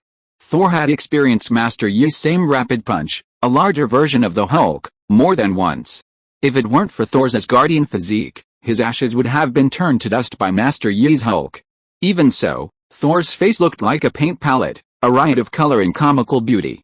Captain might not have known Hulk much, but both Sherlock and Tony knew that an invincible being like Hulk wouldn't be afraid of a fall from such a height, so they weren't worried about Hulk's safety. As soon as Tony flew into the gap, Sherlock immediately began repairing the large hole, seemingly created by a dump truck, while Captain and Tony provided cover. They were all anxious. After all, the gap Hulk had just created was still waiting for Sherlock to repair. They couldn't let the helicarrier flood during the actual fall. As they busied themselves repairing the gap, the entire helicarrier trembled slightly, and then an alarm blared throughout the entire helicarrier. Tony's face changed the moment he heard it. Captain and Sherlock didn't understand, but Tony, as the technical provider, was well aware of the sound. It signaled a potential escape attempt by the prisoners. The holding cells automatically activated their defenses, detached from the helicarrier, and began to fall. End of this chapter. Thank you very much for reaching the end. Don't forget to like. Looking for more exclusive content and immediate access? Subscribe to our Patreon. Remember, every like, subscription, or donation encourages us to continue. Thanks to everyone, see you in the next video.